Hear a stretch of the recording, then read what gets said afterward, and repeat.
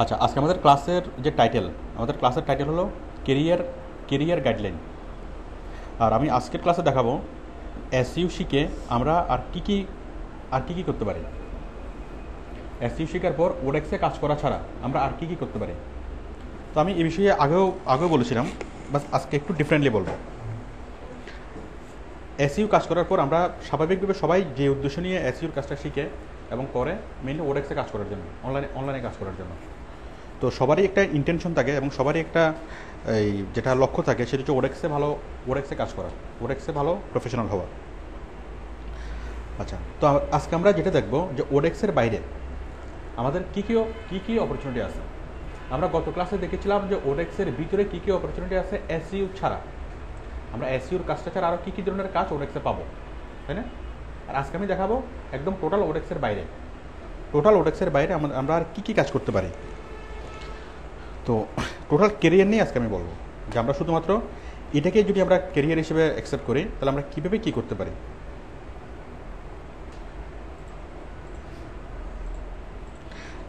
আমি আগেও বলেছিলাম যে আমরা এসইউ ছাড়া অনলাইন অ্যাডভার্টাইজিং শেখার পর আমরা যা করতে পারি। এসইউ অথবা অনলাইন অ্যাডভার্টাইজিং শেখার পর আমরা প্রথমত দেশি ফার্ম অথবা দেশি কোম্পানিতে চাকরি করতে পারি, তাই না? দেশের অ্যাডভার্টাইজিং ফার্মে জব করতে পারি, আবার দেশের বিভিন্ন কোম্পানিতে আমরা জব করতে পারি। আমি এই বিষয়ে আগে বলেছিলাম। আমরা নিজের একটা অনলাইন ফার্ম স্টাবলিশ করতে পারি এবং আমরা বিভিন্ন কোম্পানির কাজ করতে পারি। তারপর আমরা নিজেরা বিভিন্ন ধরনের ব্যবসা করতে পারি, তারপর আউটসোর্সিং করতে পারি। আমরা এই কাজটা শেখার পরে, অনলাইন অ্যাডভার্টাইজিং শেখার পর আমরা এই 4 ধরনের কাজ করতে পারি, 4টা কাজ করতে পারি। আজকে আমার ক্লাসের যে আমি ইলিভারেটলি যে বিষয়টা আমি বলবো যে আমরা চাকরি মানে অনলাইনে করার পরে, আউটসোর্সিং শেখার পরে, এই এসইউ অথবা অনলাইন অ্যাডভার্টাইজিং শেখার পরে আমরা কীভাবে চাকরি পাবো। আমি আজকে টোটাল একটা গাইডলাইন দেবো, কোন ধরনের কোম্পানিতে চাকরি পাবেন, কীভাবে চাকরি পাবেন, কীভাবে হবে, একদম টোটাল একটা গাইডলাইন আজকে আমি দেবো। এখন স্টেপ বাই স্টেপ আমি বিষয়গুলো বলবো। একটা হচ্ছে দেশি ফার্ম অথবা দেশি কোম্পানিতে কীভাবে চাকরি পাবেন। আরেকটা হলো আপনি ব্যবসা কীভাবে করবেন, মানে কত রকমের ব্যবসা করা যায়, কত রকমের উদ্যোগ নেওয়া যায়, কতভাবে কেরিয়ার ডেভেলপ করা যায় এই সেক্টরে। তো আমরা অনেকেই যেটা করি, অনেকে খুব ভালো কাজ জানে, অনেক ভালো কাজ করতে পারে ওডেক্সে, কিন্তু জাস্ট দৃষ্টিভঙ্গির অভাবে তারা নিজেদের বিল্ড করতে পারে না। তো আমার আজকের মূল আলোচনার বিষয় হলো এটা যে আমরা কী ব্যবসা করতে পারি এবং কী কাজ আমরা করতে পারি।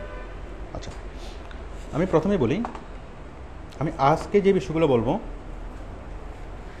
এগুলো হচ্ছে স্পেশালি তাদের জন্য। আমার আজকের বলাটা সবার জন্য এবং স্পেশালি তাদের জন্য আমার খুব সবচেয়ে বেশি জরুরি, যারা পড়াশোনা শেষ করার পর বিসিএসের জন্য ট্রাই করতেছে, যারা ব্যাংক জবের জন্য ট্রাই করতেছে, যারা দেশের বাইরে যাওয়ার জন্য ট্রাই করতেছে, স্কলারশিপ নিয়ে দেশের বাইরে যাওয়া।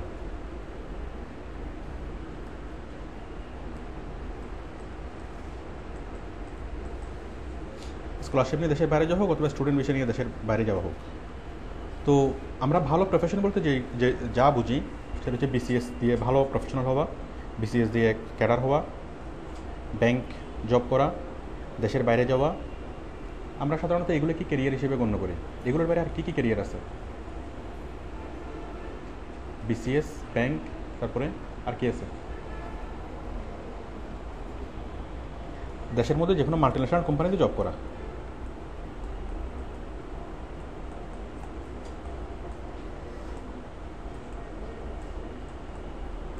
এবং অন্যান্য ভালো কোম্পানিতে যারা জবের জন্য ট্রাই করতেছে, এনি জব।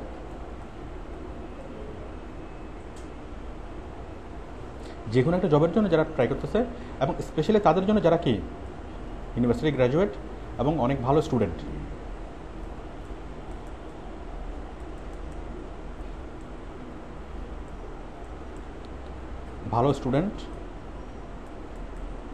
মেধাবী স্টুডেন্ট, তাদের জন্য আমার আজকের কথাগুলো অনেক বেশি গুরুত্বপূর্ণ। ঠিক আছে? আচ্ছা, তো আমরা কেরিয়ার বলতে আমরা যেটা বুঝি কেরিয়ার মানে হচ্ছে ফার্স্ট যদি প্রায়োরিটি দেওয়া হয়, কেরিয়ার মানে কি? যে কোনো ছেলে বলবে কেরিয়ার মানে হচ্ছে বিসিএসে ভালো জব পাওয়া, বিসিএসে চান্স পাওয়া, তাই না? এটা একটা অনেক বিশাল একটা ব্যাপার না? বিসিএস, ব্যাংকও চাকরি পাওয়া অনেক অনেক অনেক বিশাল একটা ব্যাপার, ঠিক আছে? তারপর দেশের বাইরে যাওয়া, দেশের বাইরে যাব জব করে হোক, অথবা স্টুডেন্ট বিষয় নিয়ে হোক, অথবা ইমিগ্রেশন নিয়ে হোক, অথবা কি মানে সরাসরি ইমিগ্রেন্ট পার্মানেন্ট রেসিডেন্সিয়াল নিয়ে হোক, বাইরে যাওয়াটা যেতে পারাটা কি অনেক বিশাল একটা কেরিয়ার অনেকে মনে করে। তারপর হচ্ছে বিভিন্ন মাল্টিনেশনাল কোম্পানিতে অনেক ভালো বেতনে জব করা। আর আছে কথা, মাল্টিনেশনাল কোম্পানিতে অনেক ভালো বেতনে জব করা, তারপরে যে কোনো ধরনের ভালো ভালো জব করা, ঠিক আছে? তো যারা মনে করে যে এগুলো ভালো কেরিয়ার, এবং এগুলো হচ্ছে কি কেরিয়ার বলতে আমরা যা বুঝি এগুলোই ভালো কেরিয়ার, আমার আজকের কথাগুলো স্পেশালি তাদের জন্য। এবং আমার কথাগুলো শোনার পর হয়তো কি আপনার এগুলোকে আর কেরিয়ার ভালো কেরিয়ার মনে হবে না। বিষয়টা সুন্দর, খুব হাস্যকর মনে হচ্ছে না? খুব হাস্যকর মনে হচ্ছে না? আচ্ছা, তো আমরা ছোটোকাল থেকে যেটা শুনে আসতেছি, আরও আছে, আমি আরও এখানে অ্যাড করি। ভালো প্রফেশনাল বলতে আমরা আরও যেটাকে বুঝি ডাক্তার, ইঞ্জিনিয়ার। আমরা ছোটোকাল থেকে শুনে আসছি না? ডাক্তার, ঠিক আছে, ইঞ্জিনিয়ার। তো আমার এই লেকচারটা শেষ হওয়ার পরে আপনার ডাক্তারদের জন্য আফসোস হবে যে বেচারাটা এত কষ্ট করে, ঠিক আছে? আমরা আমাদের চিরাচরিত যে প্রফেশনগুলো ছিল, আমাদের যে প্রফেশনের যে ধারণা, আশা করি আপনার মধ্যে আজকের ক্লাসটার পরে প্রফেশন নিয়ে, কেরিয়ার নিয়ে আপনার মধ্যে নতুন একটা ধারণা তৈরি হবে। আপনারা যে কোনো বিষয়ে না হলে আমার সাথে শেয়ার করবেন। সবাই কি প্রস্তুত? আজকের ক্লাসটা করার মধ্যে অনেকের রিস্ক আছে। হয়তো যারা বিসিসির জন্য ট্রাই করতেছেন তারা আর বিসিসির জন্য ট্রাই না করতে পারেন। ব্যাংকের জন্য যারা ট্রাই করতেছেন তারা কি আর ব্যাংকের জবের কথা চিন্তাও না করতে পারেন। আবার ডাক্তার ইঞ্জিনিয়ার হয়তো কি যারা পড়তেছে ডাক্তার ইঞ্জিনিয়ার মানে বিশাল একটা বিষয় মনে করতেন, এখন থেকে তাদেরকে আর কোনো মানে হয়তো পাত্তাই দিবেন না। কারণ আজকের ক্লাসটা করার কিন্তু অনেক অনেক রিস্ক আছে। কারণ সবাইকে রিস্কটা নেওয়ার জন্য প্রস্তুত? হ্যাঁ, আচ্ছা দেখেন, কেরিয়ার, আমরা কেরিয়ার বলতে যে জিনিসটা বুঝি, এখন কেরিয়ার তারা কিন্তু এভার চেঞ্জিং। যেমন অনেক আগে কেরিয়ার বলতে যে বিষয়টা বোঝানো হতো জজ ব্যারিস্টার হওয়া, তাই না? যখন টেকনোলজিক্যাল যুগ, যখন আগে শেষ করে নেন, আমি একটু পরে বলবো, সমস্যা নেই। একটা কাজ করতে পারেন, লিখে বলতে পারেন যদি খুব ইমার্জেন্সি কোনো কথা হয়। আচ্ছা, আমাদের কেরিয়ারের যে ধারণাটা, এটা হচ্ছে আমাদের এভার চেঞ্জিং। অনেক আগে কেরিয়ার মানে বোঝানো হতো জজ ব্যারিস্টার হওয়া, তাই না? কারণ কোনো টেকনোলজিক্যাল কোনো কিছু নাই, টেকনোলজিক্যাল কোনো কিছু ছিল না। ধরেন ব্রিটিশ আমলে অথবা আজ থেকে 100 বছর অথবা 200 বছর আগে, তখন কেরিয়ার মানে কি বোঝানো হতো? জজ হওয়া এবং ব্যারিস্টার হওয়া, ওটাই ছিল সবচেয়ে ভালো কেরিয়ার। টেকনোলজি ইমপ্রুভ হলো, তখন কী হলো? ডাক্তার এবং ইঞ্জিনিয়ার, তাই না? ডাক্তার এবং ইঞ্জিনিয়ার হচ্ছে ভালো ভালো কেরিয়ার, ঠিক আছে? আচ্ছা, এরপরে এখনও মোটামুটি সেই ট্রেন্ডটাই আছে যে এখনও ভালো কেরিয়ার হিসেবে মনে করা হয় কি ডাক্তার হতে পারা মানে কি তার লাইফ সার্থক, ইঞ্জিনিয়ার হতে পারা মানে তার life success, BCS cadre, bank job, তারপরে দেশের বাইরে যাওয়া, মাল্টিন্যাশনাল কোম্পানিতে জব করা, এবং এগুলো হতে পারা মানে কি তার লাইফ বিশাল কি সাকসেস, তাই না? আচ্ছা, তো এখন এটা হচ্ছে আমাদের কি, এটা হচ্ছে আমাদের অতীতের, এটা হচ্ছে আমাদের যারা আছে আমাদের আগের প্রজন্ম। দেখেন আমাদের নানি দাদি যখন ছিল, অনেক আগের প্রজন্ম, ওনাদেরই সময় ছিল জজ ব্যারিস্টার মানে অনেক বড় ক্যারিয়ার, ঠিক আছে? আমাদের বাবার বাবারা যখন ছিল, তখন ছিল কি ডাক্তার ইঞ্জিনিয়ার, অনেক বড় ক্যারিয়ার। বাট বর্তমান সময়ের মধ্যে এখন এই সব কিছুই কি যুগের চাহিদার সাথে এগুলো এখন ভালো ক্যারিয়ার না, ঠিক আছে? ভালো ক্যারিয়ার কি, আমি সেটাই আপনাদেরকে আজকে বলবো। ভালো ক্যারিয়ার কি?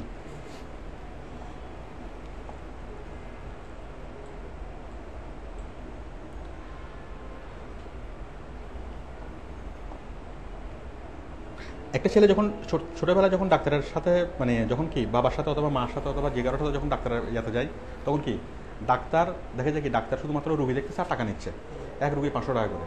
তখন ধারণা হয় কি ডাক্তার তো কোনো খুব বেশি পরিশ্রম নেই, শুধু বসবে আর টাকা নিবে। তখনই কি তখন হয়তো ওই জিনিসটা গ্রো হয়েছে যে না, আমার ছেলেকে বড় হয়ে আমি ডাক্তার বানাবো। কিন্তু ডাক্তারের চেয়ে যে কত ভালো প্রফেশন আছে, আসলে এগুলো অনেক মানুষ এগুলো জানে না বলে এগুলোর প্রতি মানুষের খুব বেশি থাকে না। এবং আমাদের যে শিক্ষিত ছেলেমেয়েরা আমাদের ইউনিভার্সিটি থেকে গ্র্যাজুয়েট হওয়ার পরে যে ছেলের মেয়ের হওয়ার কথা ছিল অনেক বড় কিছু, শুধুমাত্র না জানার কারণে অথবা আমাদের যে আপ টু ডেট বর্তমান যুগের যে কেরিয়ার, বর্তমান যুগের সবচেয়ে ভালো কেরিয়ার, এটা না জানার কারণে কি মানুষ অন্য পেশায় ডাইভার্ট হয়, চাকরির জন্য চেষ্টা করে। ঠিক আছে, তো দেখুন বর্তমানে আমি যদি বলি, আমি ছোট্ট কয়েকটা দিয়ে শুরু করি।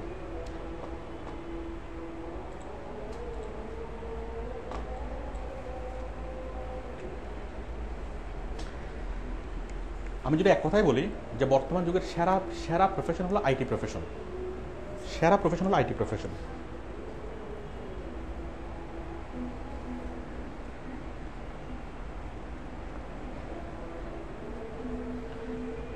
এখন আইটি প্রফেশনাল হওয়ার জন্য আপনাকে কোনো আইটি প্রফেশনাল হওয়ার দরকার নাই।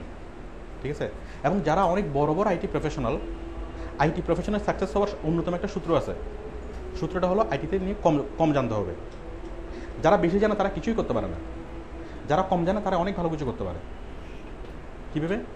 আপনি দেখেন, যা বাংলাদেশে সারা পৃথিবীতে যত বড় বড় আইটি নিয়ে যত বড় বড় কোম্পানি আছে, গুগল, ফেসবুক, অ্যামাজন, ইবে, অনেক যত বড় বড় প্রতিষ্ঠান দেখবেন, কোনোটার কি এখানে আইটি রিলেটেড কেউ নেই, আইটি ব্যাকগ্রাউন্ড কারো নেই, আইটি নিয়ে কেউ পড়াশোনা করে নেই, করছে। আর যারা আইটি নিয়ে পড়াশোনা করছে তারা কি, তারা অনেক কিছু জানে, এবং অনেক কিছু জানার পর তারা চাকরির জন্য দৌড়ায়। তারা বিভিন্ন ফার্মে অল্প বেতনে তারা চাকরি করে।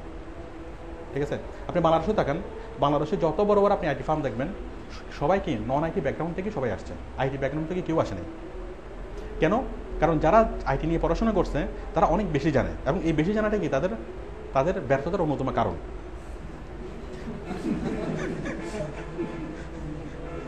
বেশি জানার ফলে সে বুঝে কি যে সফটওয়্যার কাহাকে বলে, ইহা কত প্রকার কী কী অনেক ভালো জানে। ঠিক আছে, তো এরপর যখন সে চাকরিতে যায়, চাকরিতে গিয়ে জিজ্ঞেস করে কি যে আপনি কি প্রফেশনাল কাজটা পারেন, আপনি কি পিএইচপি পারেন, আপনি গেটে পারেন, না পারি না। তখন দেখা যাচ্ছে সে কোথাও চাকরি পায় না। সে অনেক কিছু জানে, বাট এই জানা নিয়ে এসে কোনো কিছু পারে না। ঠিক আছে, তখন সে ফিল করে যে না, আমাকে একটা প্রফেশনাল ট্রেনিং নিতে হবে। তখন সে যে কোনো একটা বিষয় শিখে, হয়তো পিএইচপি শিখে আরও 6 মাস সময় নিয়ে, অথবা 1 বছর সময় নিয়ে, অথবা ওয়েব ডিজাইন শিখবে, অথবা গ্রাফিক ডিজাইন শিখে সেই ধরনের কোনো একটা ফার্মে জব করে। আমি কি বুঝতে পারছি? তো তার পুরো 4 বছরের বিদ্যাটা সে যা অর্জন করলো, কম্পিউটার কাহাকে বলে, ইহা কত প্রকার কী কী, এই বিদ্যাগুলো তার প্রফেশনাল লাইফে খুব একটা কাজে আসে না। আর যারা নন আইটি তারা সাকসেস হওয়ার কারণটা কি? পিএইচপি একটা প্রোগ্রামিং ল্যাঙ্গুয়েজ, অথবা C++ একটা প্রোগ্রামিং ল্যাঙ্গুয়েজ। একটা ছেলে ইন্টার পাস করার পরপরই যদি সে কী করে, সরাসরি C+ প্রোগ্রামিংয়ে যায়, তাহলে ওই 5-6 বছর ধরে সে কি একটানা যদি কাজ করতে লাগে, তাহলে ওই ছেলেটা অনেক বেশি স্কিল্ড হয়ে যাবে না? অনেক বেশি স্কিল্ড হবে সে প্রফেশনাল লাইফে ওই ছেলে চেয়ে যে পাস করা ছেলে চেয়ে অনেক ভালো এগিয়ে যাবে। আমি কি বুঝতে পারছি? তো যার ফলে তো ওই একটা ছেলে অনার্স মাস্টার্স করার পর আর পড়াশোনার আর টেন্ডেন্সি থাকে না। পড়াশোনাটা তখন একটু বোরিং কাজ মনে হয় না, তখন শুধু কেরিয়ারের দিকে হয়, তখন শুধু টাকা পয়সার দিকে কি মনোযোগটা আসে। তো যার ফলে একটা ছেলে অনেক আইটি নিয়ে পড়াশোনা করার পরে যখন সে আবার প্রফেশনাল একটা কাজ শিখতে যায়, তখন তার কনসেন্ট্রেশন আসে না, এবং তার মধ্যে একটা ইয়াও থাকে যে আমি এত পড়াশোনা করছি, আমি এরকম করবো, মানে তার মধ্যে একটা নেগলেন্সি ভাবও থাকে। তার জন্য সবচেয়ে যেটা ইজি হয় কোনো একটা চাকরি। ঠিক আছে, এবং চাকরি করতে গিয়ে কি সে আর খুব বেশি কিছু তার আর করা হয় না।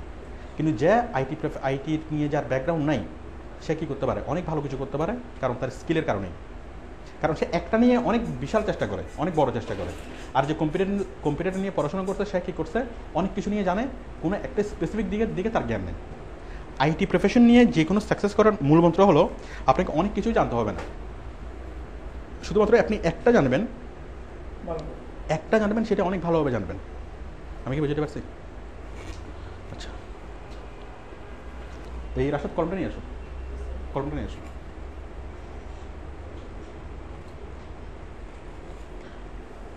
বাজারের লিস্ট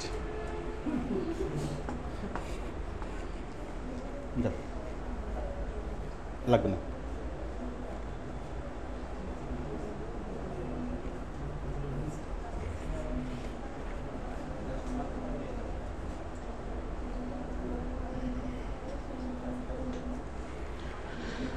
আচ্ছা,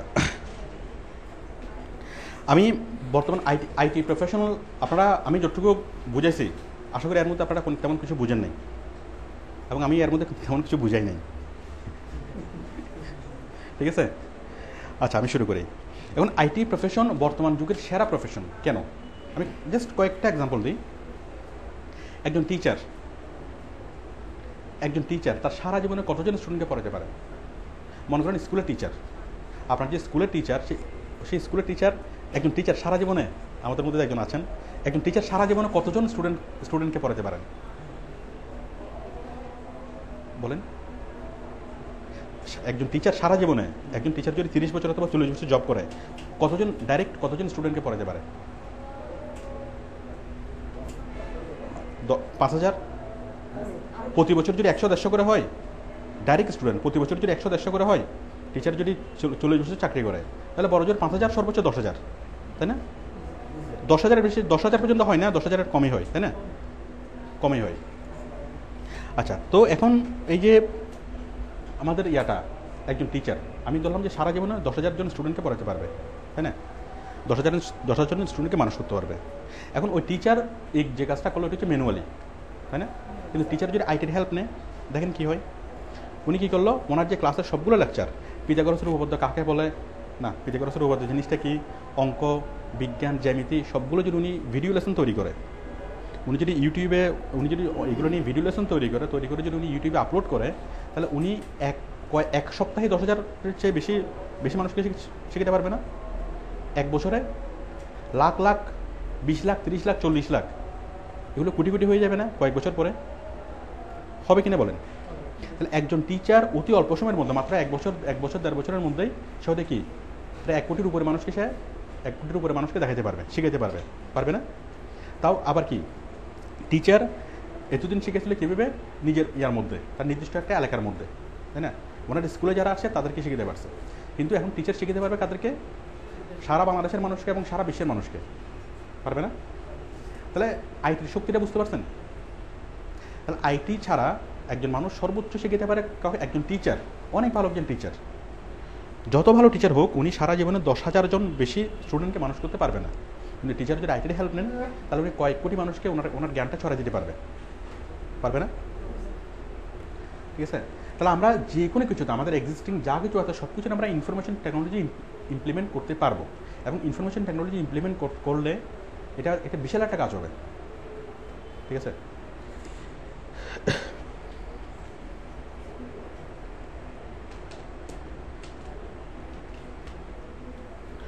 আচ্ছা,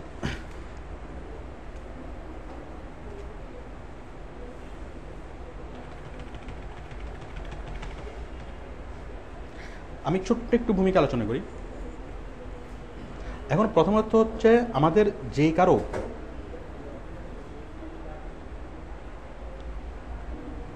আমাদের সবারই সাধারণ একটা চাওয়া থাকে সম্পদশালী হওয়া। সবাই সম্পদশালী হতে চায় না? আমরা যদি বলি কেরিয়ারটাকে যদি আমরা আরও সহজ করে বলি, কেরিয়ার মানে কি? বড় লোক না বলে, বড় লোক বললে মন বড় এরকম বোঝায়, বড় লোক না, আমরা বলি যে সম্পদশালী হওয়া, তাই না? এখন বলো, সম্পদশালী হওয়াটা কি খারাপ না ভালো? খারাপ। আচ্ছা, আমরা একটু বিশ্লেষণ করি। আমাদের যাবতীয় যত ধরনের কর্মকাণ্ড, আমাদের ম্যাক্সিমাম 80% কর্মকাণ্ড হচ্ছে আমাদের ইকোনমিক কর্মকাণ্ড, তাই না? এখন সম্পদশালী হওয়াটা কি ভালো না খারাপ? ভালো। আমি যদি বলি সম্পদশালী হওয়াটা হচ্ছে শুধু ভালো না, এটা হচ্ছে অত্যাবশ্যকীয় এবং প্রত্যেকটা মানুষের কর্তব্য এটা সম্পদশালী হওয়া। আমি ধর্মীয় দৃষ্টিকোণ থেকে যদি বলি, কোরআনে প্রত্যেকটা বার বলছে জাকাত দাও, কোথাও বলে না জাকাত গ্রহণ করো বলছে। তো জাকাত দেওয়ার জন্য সম্পদশালী হতে হবে না? ঠিক আছে? তো আপনি যদি সম্পদশালী হতে পারেন, আপনি আপনার পরিবারের প্রতি দায়িত্ব পালন করতে পারবেন, সমাজের জন্য দায়িত্ব পালন করতে পারবেন, দেশের জন্য দায়িত্ব পালন করতে পারবেন, ধর্মীয় দায়িত্ব পালন করতে পারবেন, অনেকগুলো দায়িত্ব আপনি পালন করতে পারবেন, তাই না? তাহলে প্রত্যেকটা মানুষের সম্পদশালী হওয়া দরকার। এটা ধর্মীয় দিক থেকে, সামাজিক দিক থেকে, পারিবারিক দিক থেকে, সব দিক থেকে আমাদের সম্পদশালী হওয়া দরকার এবং এটা আমাদের জন্য অত্যাবশ্যকীয়। আমি কি বুঝতে পারছি? এখন আমি একজন শিক্ষিত মানুষ এবং অশিক্ষিত মানুষকে পাশাপাশি রেখে কম্পেয়ার করি। শিক্ষিত মানুষ তার অনেকগুলো স্কিল গ্রো হয়েছে, অশিক্ষিত মানুষ তার তেমন কোনো স্কিল গ্রো হয় নাই। এখন সম্পদশালী হওয়া ফরজ কার জন্য? সবচেয়ে অতি গুরুত্বপূর্ণ কার জন্য?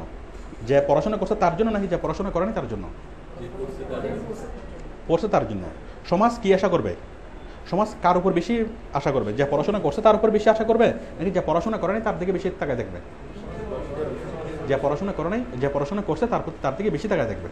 তার মানে যারা শিক্ষিত, যারা এডুকেটেড, এবং যারা ইউনিভার্সিটি গ্র্যাজুয়েট তাদের দিকে সমাজের সবারই চুপ থাকে কী জন্য? কিছু তারা ভালো কিছু দিবে, তারা সমাজকে ভালো কিছু দিবে, সবাই তাদের কাছ থেকে এক্সপেক্ট করে, এবং এক্সপেক্ট করে এটা স্বাভাবিক নাকি অস্বাভাবিক? স্বাভাবিক। আচ্ছা, এখন দেখেন, এখন সম্পদশালী হওয়ার জন্য আমরা দুইটা উপায়ে কি করা যায়।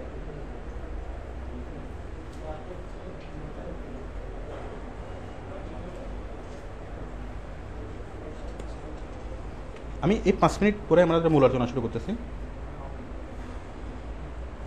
একটা হচ্ছে অবৈধভাবে হওয়া যায়, আরেকটা হচ্ছে বৈধভাবে হওয়া যায়।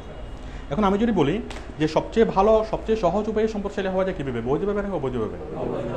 অবৈধভাবে। আচ্ছা, এটা আমরা ছোটোকাল থেকে শুনে আসতেছি, এবং আমাদের যে কথাটা আপনারা বলছেন এটা হচ্ছে শোনা কথা, ঠিক আছে? অবৈধভাবে সম্পদশালী হওয়া যায় না, ঠিক আছে? বৈধভাবে যেভাবে সম্পদশালী হওয়া যায়, অবৈধভাবে সেইভাবে সম্পদশালী হওয়া যায় না, ঠিক আছে? আমি বিষয়টা একটু পরে এক্সপ্লেন করব। আচ্ছা, এখন মনে করেন একজন কি একটা টোকায় ছেলে, তার মা নাই, বাবা নাই, চাচা নাই, খালো নাই, কিছু নাই, টাকাও নাই, পয়সা নাই। এখন সেই ছেলে চাইলে কি সে সম্পদশালী হবে, খুব ভালো কথা। সে অবৈধভাবে অগ্রসর হলো। সে প্রথমে কি ছোটোখাটো একদম মাস্তান, মানে ছোটোখাটো কি টেরর, প্রথমে পেট্রোল বোমা মারতো, এরপরে সে মানে ককটেল মারে, এরপরে সে কি চাঁদাবাজি করে, এইভাবে করতে করতে সে একদিন কি একসাথে হয়ে গেল, ঠিক আছে? হওয়ার পরে তার কোটি কোটি টাকার সম্পদ হয়েছে না, তার কয়েক হাজার কোটি টাকার সম্পদ কি তৈরি হয়েছে, ঠিক আছে? আচ্ছা, এখন অবৈধভাবে অনেকভাবে কি সম্পদ করা যায়, উপার্জন করা যায়, কিন্তু সেই সম্পদের কখনো কোনো স্থায়িত্ব হয় না। যাক, এটাও খুব গতানুগতিক কথা যে অবৈধ সম্পদ থাকে না, এটা খুব গতানুগতিক কথা। আমি বিষয়টাকে একটু এক্সপ্লেন করি। আচ্ছা, আবার সেই ছেলেটা চাইলো কি, ওই যে টোকা ছেলেটা যার কেউ নাই, সে চাইলো, সে চিন্তা করলে কি না, সে সৎভাবেই কী করবে, ইনকাম করবে। তো সৎভাবে ইনকাম করলে সে চিন্তা করলো কি, সে কিছুদিন হোটেলের চাকরি করলো, হোটেলের রেস্টুরেন্টে সে জব করলো। জব করার পরে সে কি ছোটোখাটো একটা টঙের দোকান দিল। টঙের দোকান দেওয়ার পর তার দোকানে খুব ভালো চা সে দেয়, মানে তার উদ্দেশ্য যে কাস্টমারকে সার্ভিস দেওয়া, কাস্টমারকে ভালো জিনিস মানে পচা বাসি জিনিস না খাওয়ানো। তো সে যদি ভালো জিনিস খাওয়ায়, পচা বাসি জিনিস যদি না খাওয়ায়, তখন তার দোকানে কাস্টমার আসবে না, কাস্টমার ভিড় করবে না, ঠিক আছে? তখন সে ছোটো একটু যেটা রেস্টুরেন্ট খুলে যদি এখানে ভালো মানের উন্নত মানের খাবার দেয়, যে সে পচা বাসি খাওয়াবে না, অনেক ভালো মানের খাওয়াবে, এবং কি সে দামও তুলনামূলকভাবে কম রাখবে। তো তার দোকানে অনেক বেশি মানুষ আসবে না, মানুষ যারা আসবে তারা আস্থায় থাকবে যে এই দোকান থেকে আসলে কী হবে না, হবে না, তার মানে ভালো মানের খাবার সে পাবে, এটা কনফার্ম। তো মানুষ যখন আন্তরিকতা বোঝে না, কে আন্তরিক না, এই বিষয়ে মানুষ বোঝে না। এই বিষয়টা মানুষ কেন, একটা ছোটো শিশুও বুঝে। একটা ছোটো শিশু কারোগুলো যায়, তো কারোগুলো যায় না, তাই না? ছোট্ট একটা শিশু আন্তরিকতা বুঝে, তাহলে মানুষও কি আন্তরিকতা বুঝে। তো কোনো একজন দোকানদার যদি আপনার প্রতি আন্তরিক হয়, যে দোকানদারের মূল উদ্দেশ্যটা কি, সে প্রফিট মেক করে না, দোকানদারের মূল উদ্দেশ্যটা হচ্ছে মানুষের সেবা করা, এটা হচ্ছে সৎভাবে। একজন দোকানদার অবৈধভাবে টাকা ইনকাম করতে পারে না, সে একজন মানুষকে পচা খাওয়ায়, বাসি খাওয়ায়, ভেজাল খাওয়ায়, এটা কি অবৈধভাবে টাকা ইনকাম করে না? বাট ওই ছেলের মূল উদ্দেশ্য হচ্ছে মানুষের সেবা করবে, মানুষের সেবা করে সে যদি একটা কি ছোটো একটা হোটেলও দেয়, তার হোটেলটা ধীরে ধীরে বড় হবে না, ঠিক আছে? বড় হওয়ার পরে কি তার ফেম মানে ছড়া যাবে না, তার যত বেশি সুনাম হবে, তার দোকান তত বেশি বড় হবে, এবং বড় হতে হতে সে কি অনেকগুলো ব্রাঞ্চ যদি সে খুলে, সবগুলো ব্রাঞ্চ তার চলবে না, এবং সারা বাংলাদেশের অনেক জায়গায় সে ব্রাঞ্চ করতে পারবে না। আমরা বর্তমানে যেটা দেখেছি যে জামান হোটেল, তারপরে ফখরুদ্দিন রেস্টুরেন্ট, আরও অনেকগুলো আছে না? তো একসময় হবে কি শুধুমাত্র ফেম দিয়ে ওরা চলতে পারবে। ওইখানে যে গুডউইলের যে সুনাম, যে কেউ একটা ওই নামে ব্রাঞ্চ খুলে তাকে এত পরিমাণ টাকা দিতে হবে, ওই গুডউইল দিয়ে তারা কি তাদের পুরোপুরি বংশধর, তারা এটা দিয়ে তারা চলতে পারবে। তো এখন অবৈধভাবে সম্পদশালী হওয়া যায়, কিন্তু অবৈধভাবে সম্পদশালী হতে গেলে তাহলে অবৈধভাবে সম্পদশালী হওয়া যায়, বৈধভাবে সম্পদশালী হওয়া যায়, ঠিক আছে? কিন্তু এখন অবৈধভাবে সম্পদশালী হতে গেলে আমি কি কন্টিনিউ করবো বিষয়টা? অবৈধভাবে সম্পদশালী হতে গেলে যে বিষয়গুলো হয় সেটা হচ্ছে,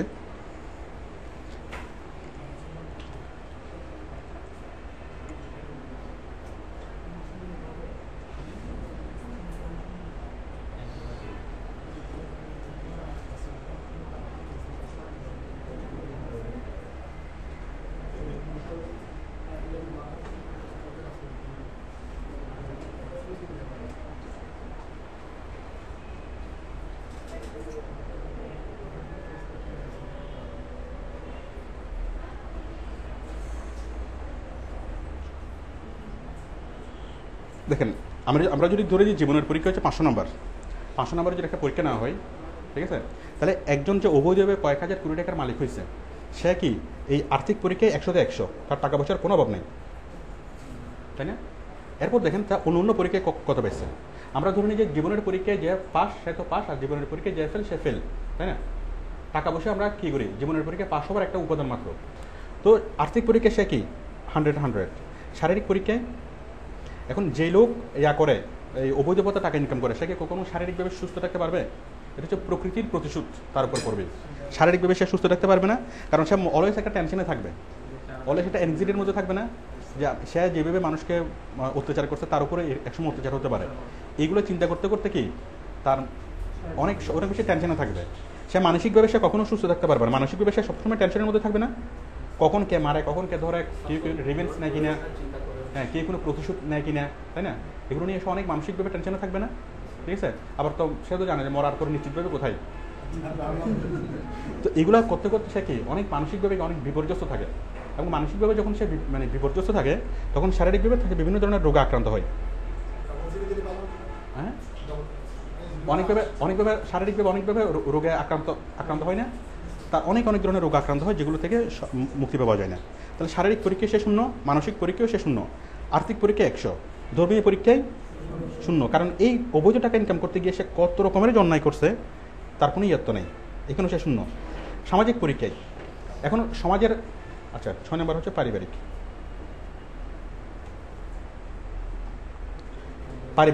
এখন সে পারিবারিকভাবে কি সুখী? কারণ যে লোক এত বড় অন্যায় করতে পারে, এই লোককে তার ওয়াইফ বিলিভ করবে না, কারণ সে ওয়াইফের উপর যে কোনো ধরনের অন্যায় করতে পারে না, তার ছেলেমেয়েরা তাকে বিলিভ করবে না। হয়তো তাদের ইকোনমিক নিডের জন্য তার সাথে থাকবে, কিন্তু তাকে কখনো তারা মন থেকে বিলিভ করবে না, ঠিক আছে? তো যার ফলে সে পারিবারিকভাবে সে পরিবারের সাথে থাকার পরও সে কিন্তু আইসোলেটেড, সে একা, ঠিক আছে? তো যার ফলে পারিবারিক পরীক্ষায় সে কি শূন্য, এবং তার বিপদে তার পরিবার হয়তো কি খুব একটা আগিয়েও আসবে না। সামাজিক পরীক্ষায় হয়তো একজন মুদি দোকানদার তাকে সামনে থেকে সালাম দেবে, বাট পিছনে গালি দেবে না, ভয়ে করবে, বাট পিছনে থেকে তাকে কি করবে না। তাহলে আমরা দেখতে পাচ্ছি কি কেউ যদি অবৈধভাবে সম্পদের পাহাড় করে, সে আসলে জীবনের পরীক্ষায় কি পাস না ফেল? 600 নম্বরের মধ্যে যদি কি একটাতে 100 পায়, বাকি সবগুলো তো শূন্য পায়, এটাতে পাস না ফেল? এটা কঠিনভাবে ফেল। আচ্ছা, এখন অবৈধভাবে কেউ যদি অর্থ সম্পদ জড়ো করে, অর্থ সম্পদের মালিক হয়, তাহলে সে অনেক টাকা পয়সা কামাতে পারবে, কিন্তু সে একটাতে সাকসেস, জীবনের 6 নম্বরের পরীক্ষার মধ্যে 100 নম্বরের পরীক্ষা 100-100, আর বাকি সবগুলো পরীক্ষায় সে কি 0। আমি কি বুঝতে পারছি? এখন অবৈধভাবে যদি কেউ টাকা ইনকামের চিন্তা করে, তাহলে সে আসলে কখনই কি হবে না, সে জীবনের পরীক্ষায় ফেল, ঠিক আছে? এখন কেউ যদি মনে করে যে আমি বিসিএস দেবো, বিসিএস দিয়ে কি 2 হাতে ঘুষ খাবো, সে কি জীবনের পরীক্ষা পাস হবে না ফেল হবে? ফেল হবে। যে কোনো ধরনের আনফেয়ার মিনস চিন্তা যদি কেউ মনে করে যে আমি এই আনফেয়ার মিনস করে আমি কী করতে পারবো, আমি অনেক টাকার মালিক হতে পারবো। আসলে অনেক টাকার মালিক হওয়াটা খুব সহজ, হতে পারবে, কিন্তু জীবনের পরীক্ষা সে ফেল। কেউ কথা বলতেছে কি? আচ্ছা, জীবনের পরীক্ষা ফেল। আচ্ছা, এখন তাহলে উপায় কি? তাহলে আমরা বৈধভাবে সম্পদশালী হব। এখন অনেকের যেটা ধারণা যে বৈধভাবে সম্পদশালী হওয়া যায় না। আমি এই অবৈধভাবে যারা সম্পদশালী হতে চায়, অবৈধভাবে যারা অনেক টাকা পয়সা যারা কামাতে চায়, আমি খুব সহজভাবে তাদেরকে একটা শব্দ দিয়ে তাদেরকে ডেসক্রাইব করি যে তারা হচ্ছে অপদার্থ। এটা অবৈধভাবে হোক, কি অবৈধভাবে সন্ত্রাসী করে এটা অবৈধ। আবার কেউ যদি বিসিএস ক্যাডার হয়ে যদি সে কি করে, একজন সন্ত্রাসী সমাজের যতটুকুনা ক্ষতি করতে পারে, তার চেয়ে একজন বিসিএস ক্যাডার যদি কি অবৈধভাবে সম্পদের পাহাড় করতে চায়, তার দ্বারা বিশাল ধরনের ক্ষতি হবে। আমি কি বুঝতে পারছি? তা আমি খুব সহজভাবে যেটা বলি যে তারা হচ্ছে অপদার্থ, যারা অবৈধভাবে টাকা করতে চায়। কেন অপদার্থ কেন? এখন বৈধভাবে কি, তাহলে বৈধভাবে আমরা কি টাকা উপার্জন করবো, বৈধভাবে আমরা সম্পদশালী হব। এখন বৈধভাবে সম্পদশালী হওয়াটা অনেক কঠিন কাজ, তাই না? এটা আমরা শুনি, বাট বৈধভাবে সম্পদশালী হওয়া খুবই সহজ কাজ। আবার অনেকেই বলে যে বৈধভাবে সম্পদশালী হওয়ার অনেক সময়ের ব্যাপার, অনেক দীর্ঘ সময়ের ব্যাপার। বাট আমি আজকে দেখাবো যে বৈধভাবে সম্পদশালী হওয়া কতটা সহজ এবং কতটা অল্প সময়ে, ঠিক আছে? তো যারা এই বিষয়গুলো বলে, অবৈধ চিন্তা মানুষ কেন করে? কারণ সঠিক বৈধ কোনো পদ্ধতি যদি তারা না পায়, তখন তারা কি অবৈধ পন্থার কথা চিন্তা করে। আমি কি বুঝতে পারছি? তো আমাদের চারপাশে অনেকগুলো বৈধ পন্থা আছে। এখন বৈধ পন্থাতে যদি আপনি হতে চান, সম্পদশালী হতে চান, আপনার যেটা লাগবে ক্রিয়েটিভিটি লাগবে, ঠিক আছে? আর অবৈধ পন্থায় যদি সম্পদশালী হতে চান, সেখানে তেমন কোনো ক্রিয়েটিভিটি লাগবে না। আপনি কোনো একটা গভর্নমেন্ট জব নিলেন, জব নিয়ে কি আপনি ইচ্ছা মতো 2 হাতে কি ঘুষ খেলেন, এর জন্য কোনো ক্রিয়েটিভিটি লাগবে? কোনো ক্রিয়েটিভিটি লাগবে না। কিন্তু একটা মানুষ ছোটো থেকে বড় হওয়া এটার জন্য অনেক ক্রিয়েটিভিটির বিষয়। আমি কি বুঝতে পারছি? তো আমি আজকের ক্লাসে যে জিনিসটা বুঝাবো যে বৈধভাবে 100% বৈধভাবে আমরা কীভাবে সম্পদশালী হব, আর কীরকম সম্পদশালী। একজন বিসিএস ক্যাডার অবৈধভাবে যত টাকা ইনকাম করে তার চেয়ে বেশি কীভাবে ইনকাম করা যায়। একজন বিসিএস ক্যাডারের যে কেরিয়ার, ঠিক আছে, আমি দেখাবো যে আমাদের কেরিয়ার তার চেয়ে কত ভালো। একজন ব্যাংকারের যেটুকু কেরিয়ার, সেই কেরিয়ার চেয়ে আমাদের কেরিয়ার কতটা ভালো এবং কতটা সহজ এবং কতটা দ্রুত। আমি কি বিষয়টা বুঝতে পারছি? তাহলে আমি আজকের ক্লাসের যে বিষয়টা সেটা হচ্ছে আমরা বৈধভাবে কীভাবে সম্পদশালী হব। আমি যদি আরেকটু পোশাকি ভাষায় বলি যে বৈধভাবে আমরা কীভাবে আমাদের কেরিয়ার করব। এটুকু সবাই ক্লিয়ার? তাহলে আমি আজকে সেই বিষয়গুলো আপনাদেরকে শেখাবো আমাদের কী কী অপরচুনিটি আছে সম্পূর্ণ বৈধভাবে সম্পদশালী হওয়ার জন্য।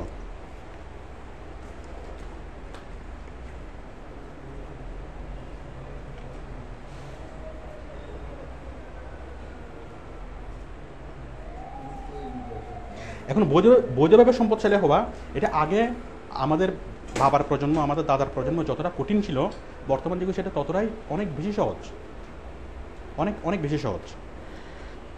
আচ্ছা,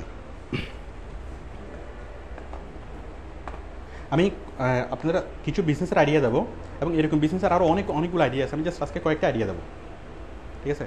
জাস্ট আপনারা আমাকে বলবেন যে এভাবে করা হওয়া সম্ভব কি সম্ভব না। যে কারো যদি মনে হয় হওয়া সম্ভব না, আমার সাথে আপনারা ডিসকাস করবেন, ঠিক আছে?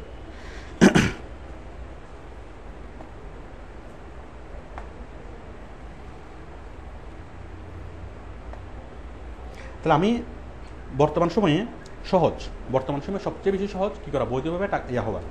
আচ্ছা, অনেকের যেটা ধারণা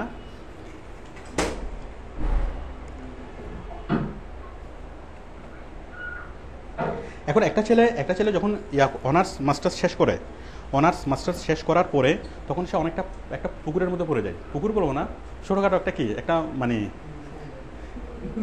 একটা সাগরের মধ্যে পড়ে যায়, ঠিক আছে? যে সে যা পড়াশোনা করছে জব ক্ষেত্রে দেখে তার কোনো কিছু ইমপ্লিমেন্ট নেই, তাই না? জব ক্ষেত্রে তাকে আবার নতুন করে সব কিছু করতে হচ্ছে। ব্যাংকের প্রিপারেশন নেওয়ার ক্ষেত্রেও সব কিছু আবার এমন যে জিনিসগুলো পড়তে হয় যেগুলো তার কেরিয়ারে কোনো কাজে আসে না, তখন স্বাভাবিকভাবে একটু হতাশা আসে। তো দেখুন, এখন একটা মেরিটোরিয়াস ছেলে কী করতে পারে। আমি আজকে যে আইডিয়াগুলো দেবো সেগুলো বেকারদের জন্য না। বেকারদের জন্য আমার কাছে কোনো সলিউশন নেই, কারণ সরকার অনেকভাবে বলো না যে বেকার সমস্যার সমাধান অমুক জিনিসটা। কারণ আমি বেকার সমস্যার কোনো সমাধান দেখি না। কারণ যারা বেকার তারা সারা জীবনই বেকার থাকবে না, কারণ তাদের কোনো কোয়ালিটি নাই বলেই তারা বেকার। তো আমি যেগুলো বলবো সেগুলো বেকারদের জন্য না, ঠিক আছে? সেগুলো হচ্ছে সরকারদের জন্য। আর যে জিনিসগুলো বলবো যারা বিসিএস ব্যাংকের জন্য ট্রাই করতেছে তাদের জন্য, ঠিক আছে? ওদের চেয়ে ভালো কেরিয়ার, কত ভালো কেরিয়ার আমাদের আছে এবং সম্পূর্ণ বৈধভাবে আমরা কত ভালো কিছু করতে পারি। আমি তাহলে অনেকগুলো বিজনেসের আইডিয়া বলতেছি, খুব সংক্ষেপে বলবো, ঠিক আছে? এবং বিজনেসের আইডিয়াগুলো বলবো, আমি স্টেপ বাই স্টেপ এই বিষয়গুলো দেখাবো এবং পরবর্তীতে যে কোনো ধরনের সলিউশন আমি আপনাদেরকে দেবো যদি আপনারা আগ্রহী হন। রিলিভেন্ট বিজনেস যদি কেউ করতে চান অথবা যদি করতে চান আমি সেটা সলিউশন দেবো। আচ্ছা, তাহলে আমরা আলোচনা করবো কি আপনি যা পারেন, আপনি এর মধ্যে যা শিখছেন, আপনি কি এর মধ্যে কী শিখছেন? অনলাইন অ্যাডভার্টাইজিং শিখছেন, আপনি ইন্টারনেট সম্পর্কে অনেক ভালোভাবে জানেন। একটুকু শিখে আপনি কী করতে পারেন? আমি একটুকু শিখে আমরা চাকরি করতে পারি, আউটসোর্সিং করতে পারি, পাশাপাশি আমরা অনেকগুলো বিজনেস করতে পারি। এবং আমি আজকে কিছু বিজনেসের আইডিয়া দেবো। এখন বিজনেস শব্দটা শুনলে আমাদের মধ্যে একটা অনিশ্চয়তা কাজ করে না? ঠিক আছে, কেন? বিজনেসের প্রথম শর্ত কি? বিজনেস করতে হলে প্রথমত কি লাগবে? পুঁজি থাকতে হবে, তাই না? আচ্ছা, এটা সম্পূর্ণ ভুল। একটা হচ্ছে বিজনেস করতে কোনো পুঁজি লাগে, এটা সম্পূর্ণ ভুল। আমি বিষয়টা একটু এক্সপ্লেন করি।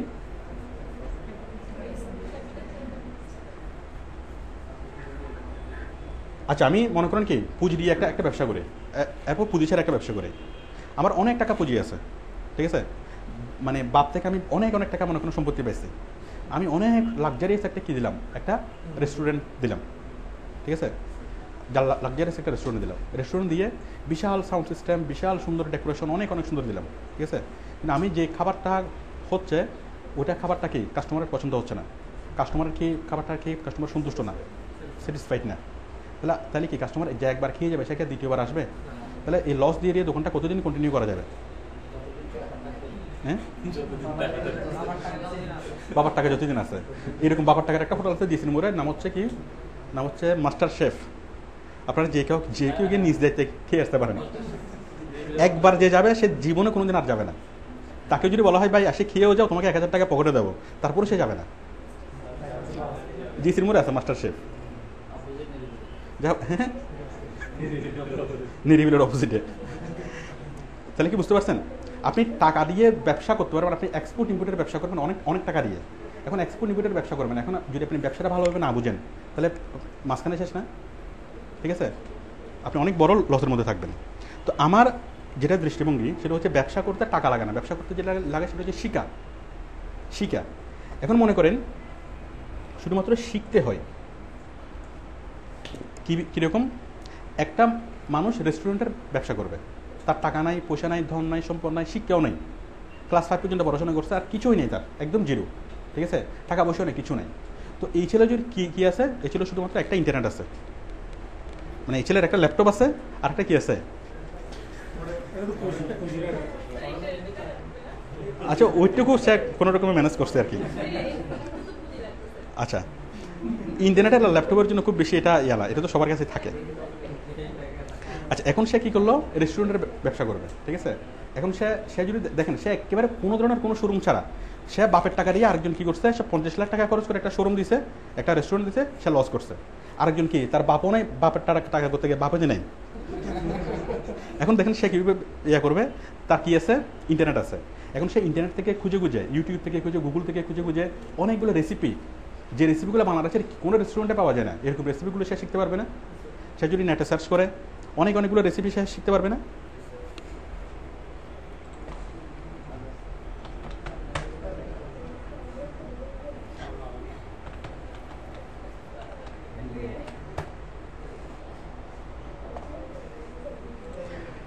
এখন আমরা তো সাধারণ বিরিয়ানি তো সব জায়গায় আছে, তাই না? সাধারণ বিরিয়ানি তো সব জায়গায় আছে। এখন এই বিরিয়ানিটা রান্নার রেসিপি কি, এটা করে সে এখান থেকে শিখতে পারবে না রেসিপিটা? সবগুলো রেসিপি আমরা শিখতে পারি। আমরা উইকি হাউ থেকে শিখতে পারি, উইকিপিডিয়া থেকে শিখতে পারি, ইউটিউব থেকে শিখতে পারি, ঠিক আছে?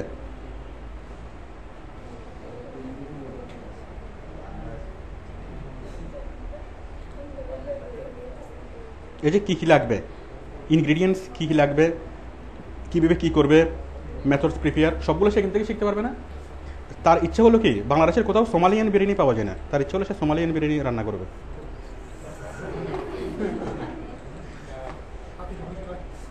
আরে ক্লিক হচ্ছে না কেন?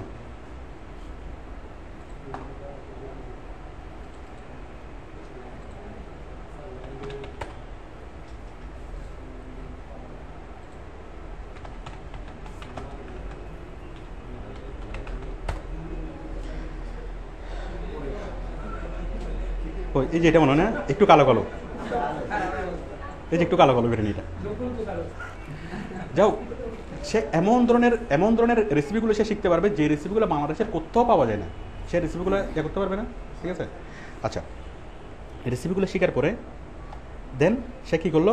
এখন তার কাছে তো সে অনেক ধরনের রেসিপি শিখলো, ঠিক আছে? যে রেসিপিগুলো বাংলাদেশের কোথাও পাওয়া যাবে না, এমন স্বাদের খাবার সে তৈরি করতে পারে যে স্বাদের খাবার সে কোথাও তৈরি করতে পারে না। বলেন, কোনো ধরনের ওস্তাদের কাছে যাওয়া ছাড়া রান্না যদি শিখতে চায় সবচেয়ে ভালো কোথায় হবে? কোনো ওস্তাদের কাছে যাওয়া নাকি ইউটিউব থেকে শিখে? সে যদি ইউটিউবে সার্চ করে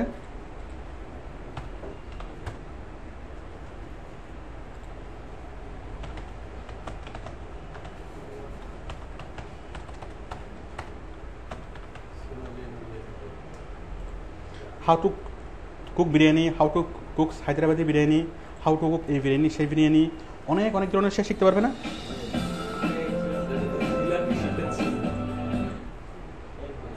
বলুন,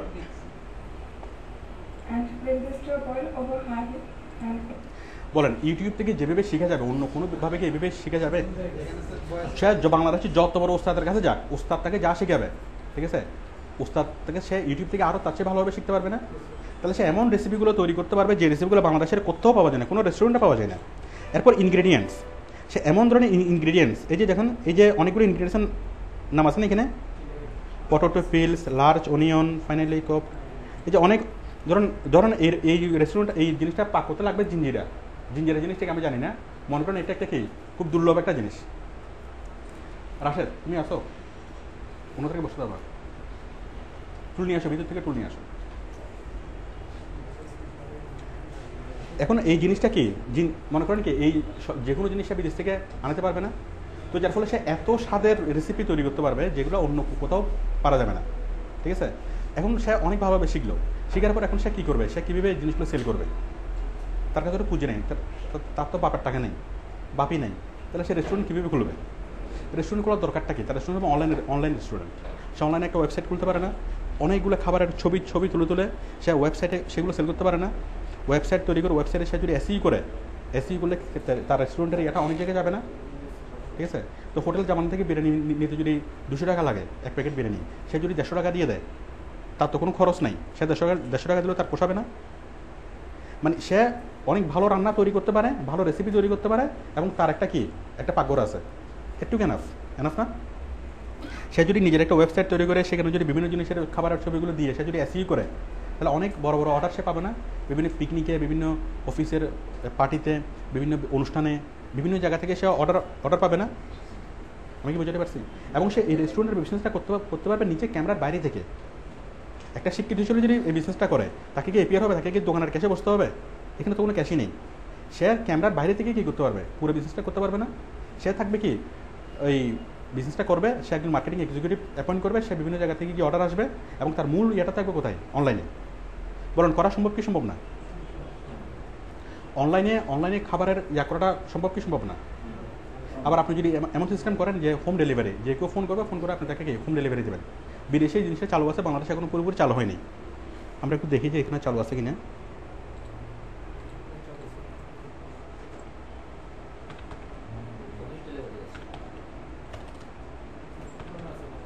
রাশেদ কোথাও কোনো প্রবলেম হচ্ছে কি? এবার কম্পিউটার উল্টোপাল্টা আচরণ করতেছে কেন?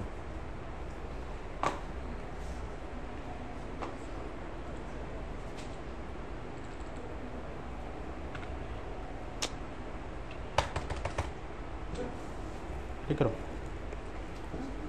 একটু জোরে হাঁটো না, একটু দূরে হাঁটো।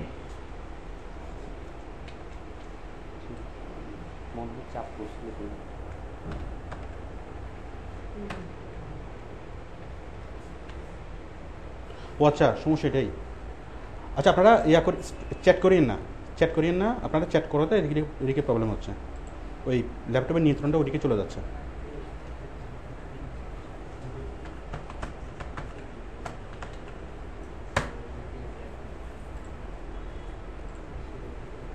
রাশেদ তুমি প্রতিদিন দৌড়ানোর প্র্যাকটিস করবা, প্রতিদিন দৌড়াবা, আমি দেখলে দৌড়ে চলে আসবা, ঠিক আছে? এভাবে আইস করে আসবা না। হ্যাঁ আমি কি জানি বলতেছিলাম,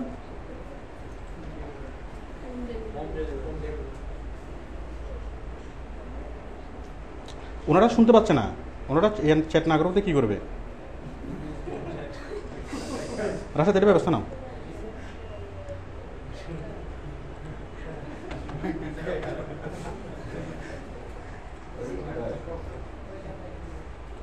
দেখেন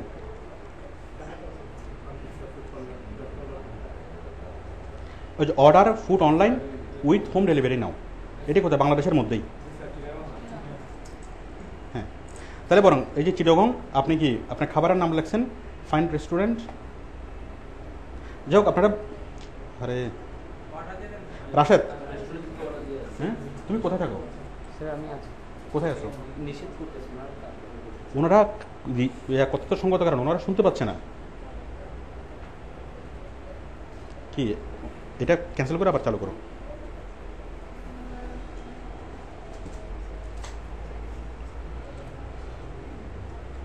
হ্যাঁ আপনাকে বিষয়টা বুঝতে পারছেন?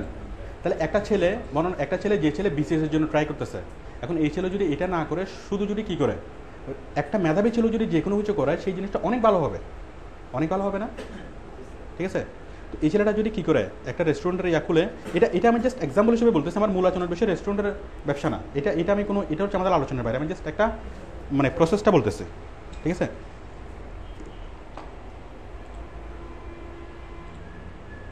আচ্ছা তাহলে যদি করে তাহলে অনেক ভালো হবে না? তাহলে এটা করে এটা করে তার খাবারগুলো একটা রেস্টুরেন্টে যে পরিমাণ খাবার সেল করতে পারে তার এখান থেকে আরও বেশি পরিমাণ খাবার সেল হবে না। সে অনলাইনে যদি সে সেল করে এবং কাস্টমার ফোন করার সাথে যদি কাস্টমার বাসায় ডেলিভারি দেয়, বাংলাদেশে জিনিসটা এখনও চালু হয়নি।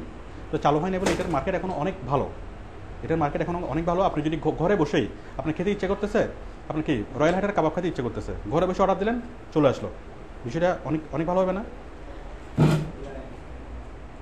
তো এটা যদি করা যায়, এটা বাংলাদেশে করার অপরচুনিটি আছে, এটা যদি করা যায় তাহলে অনেক ভালো একটা কাজ হবে। আমি কি বুঝতে পারছি? এবং এটা যদি কেউ করে কি পার মান্থ বিসিএস দিয়ে ব্যাংকে জব করে যা করা যাবে, এটা তার চেয়ে অনেক ভালো করা যাবে, তার চেয়ে অনেক বেশি টাকা আর্ন করা যাবে।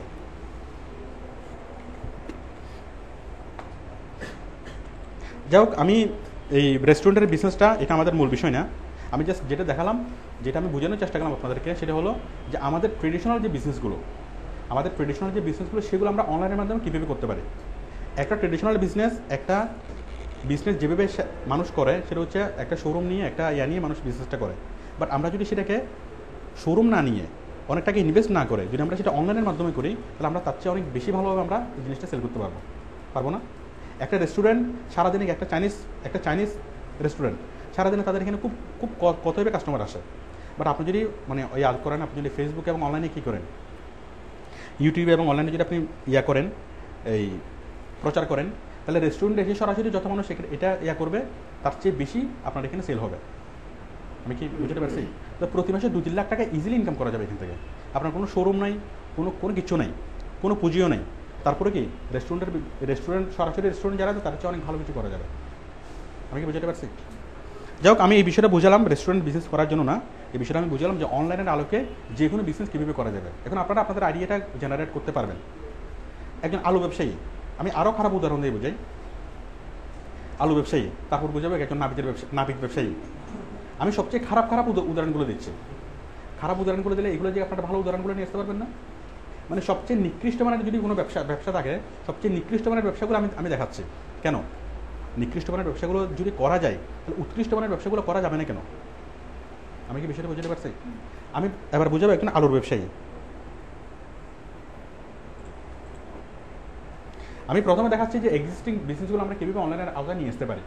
এরপর আমি দেখাবো যে জিনিসগুলো এখন কেউ করে না, সম্পূর্ণ নতুন আইডিয়া, দেন আমি সেগুলো দেখাবো।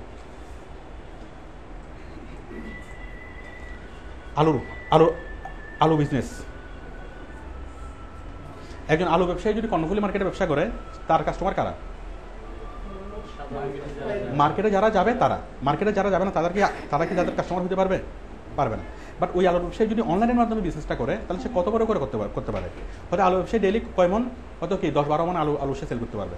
বাট সে যদি আলু ব্যবসায়ী যদি অনলাইনের মাধ্যমে বিজনেসটা করে, তাহলে সে পুরো চিটাগংয়ের মধ্যে সে একটা করতে পারবে না।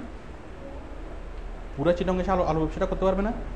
যেখানে কি রেস্টুরেন্ট, এই যে হোটেল, রেস্টুরেন্ট, হোস্টেল, তারপর কি চাইনিজ রেস্টুরেন্ট, যত জায়গায় কি, তারপর হচ্ছে কি সেনানিবাস, যত জায়গায় আর প্রয়োজন হয়, যে কোনো জায়গায় যেখানে রান্না হয় সেখানে কি দরকার আছে, আলুর প্রয়োজন আছে না? তাহলে অনলাইনে যদি হয় তারা অনেকেই ভালো করতে পারবে না। আর যে কোনো মানুষ প্রকৃতিগতভাবে একটু আলসিয়া। আপনাকে আলু আনতে হবে, আলুর জন্য বাজারে যেতে হবে, এটা যতটুকু কঠিন কাজ, তার চেয়ে ফোন করলে আলু আপনার ঘরে চলে আসবে, এটা অনেক সহজ বিষয় না? আপনি যদি মানুষকে এই অপরচুনিটি দেন যে আমি ফোন করলে আমরা কি আলু পৌঁছে দেবো, তাহলে জিনিসটা অনেক ইজি হয় না?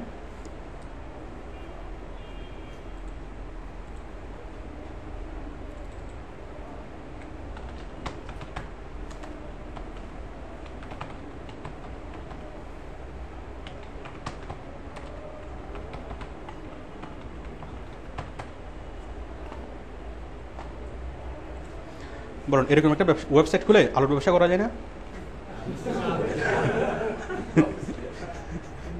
এখানে সকল প্রকার আলু সুলভ মূল্যে পাওয়া যায়। শুধুমাত্র কল করলে চিটাগাং আলু বিতান থেকে হোম ডেলিভারি দেওয়া হয়, পাইকারি খুচরা, ফরমালিন মুক্ত, 100% হালাল। আগে আলুর বুঝে নিন, তারপর টাকা পরিশোধ করুন, প্রয়োজনে বোতল বা ফেরত দেওয়া যাবে। বলুন, মানুষকে যদি আপনি এত অপরচুনিটি দেন, মানুষকে বাজারে গিয়ে কি আর আলু কিনতে মানুষের ইচ্ছা করবে? আমি কি বুঝতে পারছি? তাহলে আমরা যদি মনে করি যে আলুর ব্যবসাটা অনেক নিকৃষ্ট একটা ব্যবসা, একদম আনস্মার্ট একটা ব্যবসা, তাহলে আলুর ব্যবসাটা যদি কি কোনো শিক্ষিত ছিল যদি বিজনেসটা করে, সে কি আলু বিহারির মতো ব্যবসা করবে? তার বিজনেসটা অনেক স্মার্ট হবে না? আমি কি বুঝতে পারছি? তো আপনি গ্রামগঞ্জ থেকে বিভিন্ন জায়গা থেকে যদি খুব অল্প টাকা দিয়ে আলু কালেকশন করে, এবং সেগুলো যদি কি মনে করেন আপনি এমন একটা জায়গাতে গেছেন ধরুন আপনি যে কোনো আলুর বাম্পার ফলন হয়, অনেক জায়গায় আমরা দেখিনি যে আলুর বাম্পার ফলন হয়, কোন কোন ডিস্ট্রিক্ট বলতে পারবেন কেউ? আচ্ছা, মুন্সিগঞ্জে আলুর বাম্পার ফলন হয়। তো বাম্পার ফলন হয় মানে কি, ওখানে 3 টাকা করে আলু কেউ কিনে না, তারা আলুগুলো আবার কি জমির সাথে মিশিয়ে দেয়, তাই না? এত অল্প দামে কেউ কিনে না। অর্থাৎ মুন্সিগঞ্জের আলু যেখানে 3 টাকা, সেখানে কি সারা বাংলাদেশের আলুর দর হচ্ছে 20 টাকার উপরে, ঠিক আছে? আপনি মুন্সিগঞ্জে চলে যান, মুন্সিগঞ্জে গিয়ে আপনি আলুর ইয়াটা করেন, আপনি 3 টাকা করে আলু কালেকশন করেন, এরপর অনলাইনে আপনি সেল করেন, ঠিক আছে? আপনি অনলাইনে যদি সেল করেন, সারা বাংলাদেশ থেকে প্রচুর অর্ডার আপনি পাবেন না? আপনি অনলাইনে যদি সেল হয়, আপনার একজন এজেন্ট মুন্সিগঞ্জ আছে, তাহলে মুন্সিগঞ্জ থেকে উনি আলু সাপ্লাই দিতে পারবে না? আপনি অনলাইনে যখন আসেন তখন কি আপনি মুন্সিগঞ্জে আসেন নাকি কোথায় আছেন সেটা কোনো ইম্পর্টেন্ট বিষয় না। আপনার কাস্টমার প্রচুর। ঢাকার শেরাটন হোটেল থেকে গিয়ে আপনার জন্য আপনার অর্ডার আসবে যে আমাকে 50 কেজি আলু পাঠাও, অমুক জায়গা থেকে আসবে যে আমাকে 3 মণ পাঠাও, বিভিন্ন জায়গা থেকে অর্ডার আসবে না? তাহলে মুন্সিগঞ্জ থেকে আপনি কি সরাসরি বিভিন্ন জায়গা থেকে ডেলিভারি দিতে পারবেন না? তাহলে মুন্সিগঞ্জ থেকে আপনি আলু কালেকশন করতে পারবেন 3 টাকা করে, যেখানে বাম্পার ফলন হয়, আবার কি সেল করতে পারবেন সারা বাংলাদেশে। করা যাবে কি যাবে না? বাট নর্মালি যেটা হয়, নর্মালি আলুর ব্যবসা এখন বর্তমানে যেভাবে হয়, আলুর ব্যবসা হোক যে কোনো ধরনের কি কৃষিজ পণ্যের ব্যবসা হোক, খুচরা বিক্রেতা প্রথমে যে কৃষক থেকে কি খুচরা বিক্রেতা থেকে পাইকারি বিক্রেতা, এভাবে হতে হতে 3 টাকার জিনিস হয়ে যায় 20 টাকা, হয় না? কিন্তু আপনি যদি অনলাইনের মাধ্যমে বিজনেসটা করেন, তাহলে মাঝখানের যে মধ্যস্বত্বভোগী আপনি তাদেরকে টোটালি কি মাইনাস করে দিতে পারেন। আপনি সরাসরি আপনি কি নিজেই কালেক্টর, নিজে আপনি ইয়া থেকে নেবেন, নিয়ে সরাসরি আপনি নিজেই সেল করতে পারবেন। এতে করে যারা ট্রেডিশনাল যারা ব্যবসা করে, এটা আলুর ব্যবসা হোক, পটলের ব্যবসা হোক, অথবা যে কোনো ধরনের কৃষিজ পণ্যের ব্যবসা হোক, তার চেয়ে অনেক ভালোভাবে এই ব্যবসাটা করা যাবে না? অনেক বেশি লাভ করা যাবে না? এবং কি অনেক বেশি কম খরচ না? আপনারা কি বিষয়টা বুঝতে পারতেছেন? তাহলে এইভাবে আলুর ব্যবসা, পটলের ব্যবসা, যে জায়গায় যেটা ভালো হয়, আপনি সেই জায়গায় গিয়ে অনেক ভালোভাবে এই বিজনেসটা করতে পারবেন। আমি কি বুঝতে পারছি? তো একজন এইভাবে যদি বড় আকারে যদি বিজনেসটা করেন, পার মান্থ 2-3 লাখ টাকার উপরে আসবে না? বলেন আসবে কি আসবে না? অনেকে কনফিউজড মনে হয়। হ্যাঁ, মুন্সিগঞ্জে যেতে চাচ্ছে না। আচ্ছা, আমরা তাহলে চিরং শহরে থাকবো। আপনারা আইডিয়াটা এটা বুঝতে পারছেন কি? এবার ধরেন নাপিতের ব্যবসা, একদম আরো নিকৃষ্ট একটা ব্যবসা, আমরা আস্তে আস্তে নিচে নামতেছি। নাপিত, ঠিক আছে? এখন আপনি মনে করেন আমি একটা নাপিতের দোকান খুলবো। এখন আমি নাপিতের দোকান, আমার দোকানে কে আসবে? আমার বারবার সবাই কে আসবে? ঠিক আছে? আমি যদি চাই ঠিকই আসবে। আমার পাড়ারগুলোতে যদি 10টা নাপিতের দোকান থাকে, ঠিক আছে, কিন্তু আমি যদি নাপিতের দোকান দিই, স্বাভাবিকভাবে আমারটা চলার কথা নাকি না চলার কথা? না চলার কথা। যাক, এগুলো শুনতে মানে কারো খুব একটা ভালো লাগতেছে না, তাই না?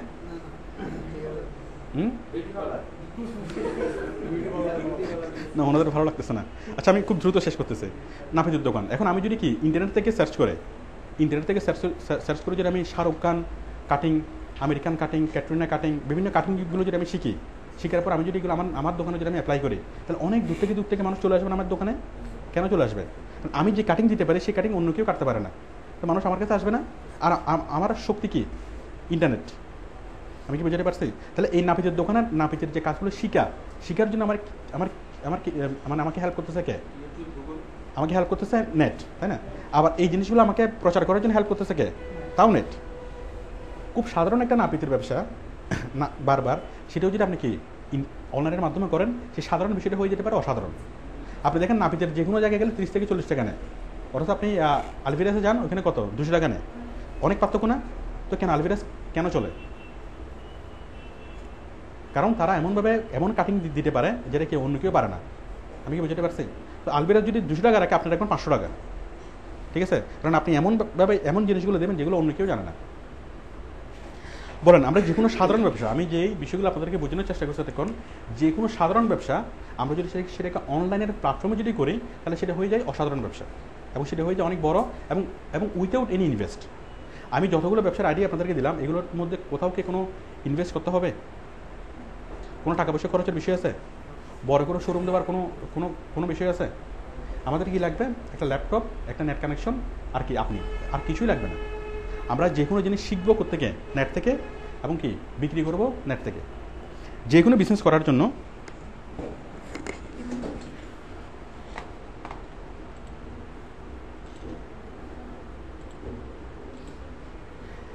যে কোনো ধরনের বিজনেস করার জন্য আমাদের যে বিষয়টা লাগে, একটা হচ্ছে শিক্ষা, একটা হচ্ছে বিক্রি। আপনি একটা ফ্যাশন হাউস দিবেন, একটা ফ্যাশন হাউস অথবা একটা বিউটি পার্লার দেবেন, ঠিক আছে? তো বিউটি পার্লারে যদি আপনি দেন, তাহলে আপনার সবচেয়ে ইম্পর্টেন্ট কোনটা? বিউটি পার্লারের চাকচিক্যটা বেশি ইম্পর্টেন্ট নাকি বিউটি পার্লারের যে সার্ভিস সেটা বেশি ইম্পর্টেন্ট? সার্ভিসটা ইম্পর্টেন্ট। এখন পার্সোনাতে যে সার্ভিসগুলো দেয় আপনি নেট থেকে দেখে আর অনেক আপ টু ডেট এই ইয়াগুলো রেসিপিগুলো শিখতে পারবেন না? আর অনেক আপ টু ডেট সাজানোর ইয়াগুলো আপনি শিখতে পারবেন না? আপনি যদি এমন আইডিয়া এমনভাবে মানুষকে সাজান যেভাবে কি অন্য কেউ পারবে না, অন্য কোনো মানে বিউটি পার্লার পারবে না, তাহলে মানুষ আপনার এখানে আসবে না? আপনি টাকা বেশি নিলে কি আপনার এখানে আসবে না? তাহলে আপনার শিখাটা হচ্ছে কোথায়? নেট থেকে। বিউটি পার্লারের কাজগুলো যে আপনি শিখবেন, আপনি কিছুই জানেন না, বাট আপনি নেট থেকে পরিপূর্ণভাবে আপনি শিখতে পারেন না? শিখে যাবে কি যাবে না? যত বড় ওস্তাদের কাছে যান, ওস্তাদ ভালো শিখাতে পারবে নাকি নেট নেট নেট আপনাকে ভালো শিখাতে পারবে? উইকিপিডিয়া, উইকিহাউ, তারপর কি ইউটিউব। আচ্ছা, বিক্রি করার জন্য আপনাকে কে হেল্প করবে? তাও নেই। আপনার বিউটি পার্লারের প্রচার কীভাবে হবে? আপনাকে কোনো পেপারে অ্যাড দেওয়া লাগবে না, কোথাও অ্যাড দেওয়া লাগবে না। আমরা আমাদের স্পেশালাইজড আমরা কিসে? বিক্রিতে। আমরা অন্য কারো প্রোডাক্ট এবং সার্ভিস আমরা বিক্রি করে দিই, তো আমরা নিজেদের সার্ভিস আমরা বিক্রি করতে পারবো না কেন? আমি কি বিষয়টা বুঝতে পারছি?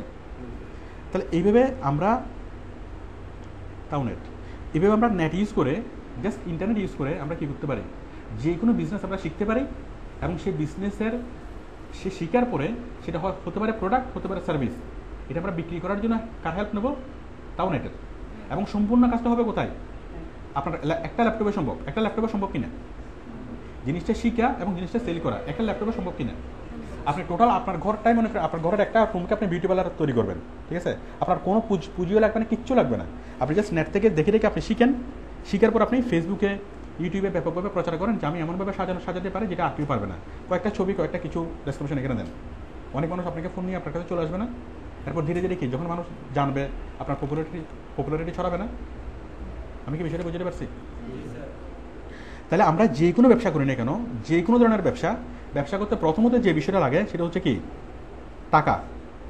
ব্যবসা করতে প্রথমে যেটা লাগে পুঁজি, ঠিক আছে? কিন্তু পুঁজি দিয়ে যে ব্যবসাগুলো করবেন সেই ব্যবসাগুলো খুবই রিস্কি। পুঁজি দিয়ে কখনো কোনো ব্যবসা করবেন না, এটা হচ্ছে আমার পরামর্শ। অনেকে বলে যে টাকায় টাকা আনে, এটা সম্পূর্ণ ভুল। তাহলে কি? টাকা প্লাস টেনশন সমান সমান টাকা। টাকা টাকা টাকা আনতে পারে না, টাকার সাথে যোগ হয় কি? টেনশন, ঠিক আছে? আপনি যখনই টাকা দিয়ে একটা ব্যবসা করবেন তখনই কি আপনার মধ্যে টেনশন কাজ করবে? টেনশন কাজ করবে না? আপনার লাখ লাখ টাকার ব্যবসা, জাহাজ থেকে বিদেশ থেকে মাল আসতেছে, যদি ডুবে যায় বিশাল একটা টেনশন না? তো টাকা কখনো টাকা আনতে পারে না, টাকার সাথে টেনশন যোগ হয়ে টাকা আসে। আর যখন টেনশন আপনার লাইফ আসবে তখন আপনার লাইফ বলতে আর কোনো কিছুই থাকবে না। আমি কি বুঝতে পারছি? তো কিন্তু আপনি ইন্টারনেটের মাধ্যমে যে জিনিসটা করতে পারবেন সেটা হচ্ছে without any investment, without any money. আমি কি বুঝতে পারছি? তো আপনারা যে জিনিসটা যত সহজে করতে পারবেন, অন্য কেউ জিনিসটা তো সহজে করতে পারবে না। কেন? আপনারা যতটুকু জানেন এটা অন্য কেউ ওটুকু জানে না। কেন জানে না? হ্যাঁ, শিখে নাই। আপনি কম্পিটিশনসের অনার্স মাস্টার্স কোনো ছেলের সাথে যদি আপনারা আপনাদের জ্ঞানের কম্পেয়ার করে দেখতে পারেন। কেউ কি কম্পেয়ার করছেন? কম্পিটিশনসে অনার্স মাস্টার্স করা কোনো ছেলের সাথে অথবা কোনো স্টুডেন্টের সাথে আপনাদের জ্ঞানটা কম্পেয়ার করবেন, ঠিক আছে? আপনারা দেখবেন যে তার চেয়ে আপনারা অনেক বেশি জানেন। সে কম্পিটিশনসে পড়াশোনা করছে, তাকে এই জিনিসগুলো কখনোই শেখানো হয় না। বললা অনলাইন অ্যাডভার্টাইজিং, অনলাইন মার্কেটিং, এ ব্যাপারে তাদের কখনো কোনো শেখানো হয় না। ইন্টারনেট সম্পর্কে তাদের তেমন কিছু শেখানো হয় না। আমি কি বুঝতে পারছি? আমি খুব চ্যালেঞ্জ নিতে পারবো একটা ইউনিভার্সিটির টিচার, কম্পিটিশনসের টিচার, পিএইচডি করে একজন টিচার, পাশাপাশি আমাদের সাধারণ একজন স্টুডেন্ট, আমি দুজনের মধ্যে কম্পিটিশন দিতে পারবো এবং আমি চ্যালেঞ্জ দিয়ে বলতে পারবো যে আমাদের স্টুডেন্টে বেশি জানে। আমি কি বুঝতে পারছি? কারণ কম্পিটিশন নিয়ে পড়াশোনা এক জিনিস আর আমাদেরটা কি আরেক জিনিস, ঠিক আছে? তো আমরা আমাদের ইন্টারনেটের মধ্যে ডুবে থাকতে হয়। ইন্টারনেটের নিয়ে আপনি যতটুকু জানেন আপনি নিশ্চিত থাকেন যে আপনার মতো সাধারণত আর কারো জানার প্রয়োজন হয় না, অত কেউ এই জিনিসগুলো কাটে না। যাই হোক, আপনি জুতা বানাবেন। এখন জুতা কীভাবে বানাতে হয় আপনি কোনো কিছু জানেন না, ঠিক আছে? আপনি নেট থেকে পুরোপুরি শিখতে পারবেন না, নেট থেকে জুতা বানানো শিখতে পারবেন না। শিখে আপনি সরাসরি কি জুতা বানানোর পরে জুতা বিক্রি, টোটাল কাজটা আপনি নেটে করতে পারবেন না। আমি যতগুলো বলতেছি যে আমাদের এক্সিস্টিং যে বিজনেস সেটা প্রোডাক্ট বেসড বিজনেস হোক অথবা সার্ভিস বেসড বিজনেস হোক, যে কোনো বিজনেস হোক না কেন, সেটা যদি আমরা বর্তমানে যেভাবে আছে সেভাবে যদি আমরা করি তাহলে কি অনেক টাকা ইনভেস্ট করতে হয়, প্লাস টেনশন ইনভেস্ট করতে হয়, কিন্তু কি আমাদের আউটপুট কম। কম না? বাট আমরা সেই এক্সিস্টিং বিজনেসগুলোকেই যদি আমরা অনলাইনের প্যাটার্নে যদি করি, আমাদের কোনো ইনভেস্টও লাগতেছে না, কোনো খরচও লাগতেছে না, পাশাপাশি কি আমরা খুব অল্প আসে আমরা কী করতে পারতেছি, আমরা এবং অনেক বড় বড় ব্যবসা করতে পারতেছি। অনেক টাকা ইনভেস্ট করেও সে যা প্রফিট করতে পারবে তার চেয়ে কি এখানে আমার প্রফিট অনেক বেশি হবে। বলেন প্রফিট অনেক বেশি হবে কিনা? কেন বেশি হবে কেন? কারণ আপনার কোনো ইনভেস্টও নেই, আপনার কোনো কি পরিচালন খরচও নেই, তাই না? আর আপনি কম্পিটিশনে অন্যরা যে পরিমাণ যে দামে একটা প্রোডাক্ট ছাড়তে পারবেন, আপনি তার চেয়ে কম দামে প্রোডাক্ট অথবা সার্ভিসটা ছাড়তে পারবেন, যেটা আপনার আনুষঙ্গিক কস্টগুলো কম।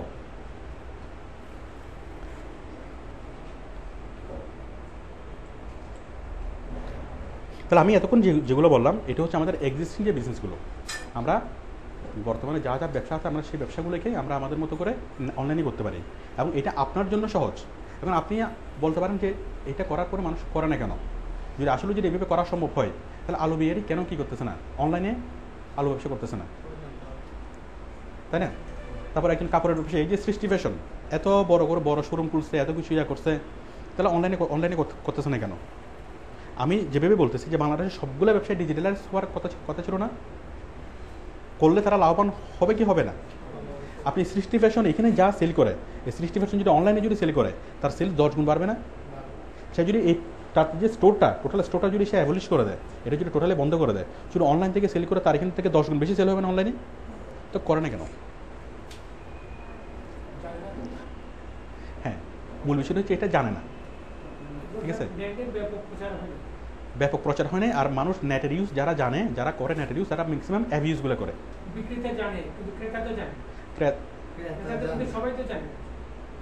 না, বিক্রেতারা জানে না, না আমি বলি আমাদের দেশে যারা ব্যবসা করে, আমাদের দেশের ব্যবসার গুণগত কোনো উন্নয়ন হয় না, গুণগত মানের উন্নয়ন হয়নি। কেন? আমাদের দেশের শিক্ষিত যে ছেলেরা তারা সবাই থাকে চাকরিমুখী, তো যার ফলে বিজনেসের দিকে তারা খুব একটা আগ্রহী হয় না। তো বিজনেস কারা করে? ম্যাক্সিমামই দেখা যায় কি অনেক বড় বড় বিজনেসম্যান, ধরেন আবুল কোম্পানির আবুল, সে কি অনেক বেশি শিক্ষিত ছিল? ঠিক আছে, আকিস কোম্পানির আকিস, সে কি বড় বেশি শিক্ষিত ছিল? আপনি আশেপাশে টাকা দেখেন, যারা অনেক বেশি শিক্ষিত মানুষ তারা কিন্তু কি বিজনেস করে না, ঠিক আছে? অথচ দেখেন ব্যবসা করতে কোনটা করতে সবচেয়ে বেশি গুণাবলী প্রয়োজন? চাকরি করতে না ব্যবসা করতে? আপনি একটা মানুষ অ্যাকাউন্টিংয়ের জব করবে, তাকে শুধু অ্যাকাউন্টিং জানলেই চলবে, তাই না? কিন্তু যে কোম্পানির মালিক, তাকে অ্যাকাউন্টিং বুঝতে হবে, ম্যানেজমেন্ট বুঝতে হবে, কাস্টমার ডিলিংস বুঝতে হবে, পার্টি ম্যানেজমেন্ট বুঝতে হবে, রিস্ক বুঝতে হবে, বাজার বুঝতে হবে, অনেক কিছু তাকে বুঝতে হবে না? অ্যাকাউন্টিংয়ের যে জব করে তার যদি একটা চোখ থাকলে চলে, তাহলে কোম্পানির মালিকের চোখ থাকতে হবে 100টা, মানে কোম্পানির মালিকের স্কিল থাকতে হবে 100টা। আমি কি বুঝতে পারছি? তো বাংলাদেশে বর্তমানে ব্যবসার গুণগত উন্নয়ন হচ্ছে না, কারণ শিক্ষিত ছেলেটা কি ব্যবসাটা না আসার কারণে। শিক্ষিত ছেলেদের মধ্যে যে ধারণাটা প্রথাগতভাবে, যে কেরিয়ারের যে চিন্তাটা, যে কেরিয়ার মানে বিসিএস, কেরিয়ার মানে কি ব্যাংক, কেরিয়ার মানে হচ্ছে বিদেশ যাওয়া। কিন্তু আমাদের মেধাগুলো কি যদি এটা চিন্তা করতো যে কেরিয়ার মানে হচ্ছে কি বিজনেস, কেরিয়ার মানে হচ্ছে উদ্যোগ, কেরিয়ার মানে হচ্ছে কি 20,000 টাকা 30,000 টাকা না, কেরিয়ার মানে হচ্ছে 2 লাখ টাকা 3 লাখ টাকা, ঠিক আছে? এভাবে যদি তারা চিন্তা করতো, তাহলে বাংলাদেশের ব্যবসার গুণগত উন্নয়ন হতো। কারণ একটা অশিক্ষিত মানুষ যদি কী করে ব্যবসা করে যদি এত টাকাও ইনকাম করতে পারে, এত ভালো কিছু করতে পারে, অশিক্ষিত মানুষের তুলনায় অশিক্ষিত মানুষ যদি 10 বছরে যা করতে পারছে, 5 বছরে একটা অশিক্ষিত মানুষ যা করতে পারছে, একটা শিক্ষিত ছেলে যদি কাজটা করে, সে 1 বছরের মধ্যে পারবে না? পারবে কিনা বলেন? ঠিক আছে, কারণ শিক্ষিত ছেলের কনফিডেন্স বেশি, তার জানার পরিধি বেশি, তার প্রবলেম সলভিং ক্যাপাবিলিটি বেশি, সব কিছু বেশি না? ঠিক আছে, তো প্রবলেম হচ্ছে ওইখানে যে আমাদের শিক্ষিত ছেলেরা ওই ম্যাক্সিমামে চাকরিমুখী, তাদের মধ্যে চাকরি মানে হচ্ছে কেরিয়ার, ঠিক আছে? তো আমি যেটা স্পষ্টভাবেই বলবো, চাকরি মানে কেরিয়ার না, ঠিক আছে? কেরিয়ার মানে হচ্ছে কী করা, নিজে যে কোনো একটু উদ্যোগ নেওয়া, এবং আমি যে এক্সিস্টিং যে বিজনেসগুলো আছে সেই বিজনেসগুলো আমরা কী করতে পারি, আমরা অনলাইনের মাধ্যমে করতে পারি। অনলাইনের মাধ্যমে করলে আপনি নিজে থাকবেন ক্যামেরার বাইরে। আপনি যদি রেস্টুরেন্ট ব্যবসা করেন, আপনি যদি আলুর ব্যবসাও যদি আপনি করেন, আপনি কি এখানে ফ্রন্টে হচ্ছেন? মানসম্মান যাওয়ার কোনো সম্ভাবনা আছে? আপনি তো থাকবেন ক্যামেরার বাইরে, তাই না? আপনি তো পাবলিক তো আপনাকে দেখবেন, আপনি আলুর ব্যবসা করতেছেন নাকি পটলের ব্যবসা করতেছেন, এটাকে মানুষ দেখবে?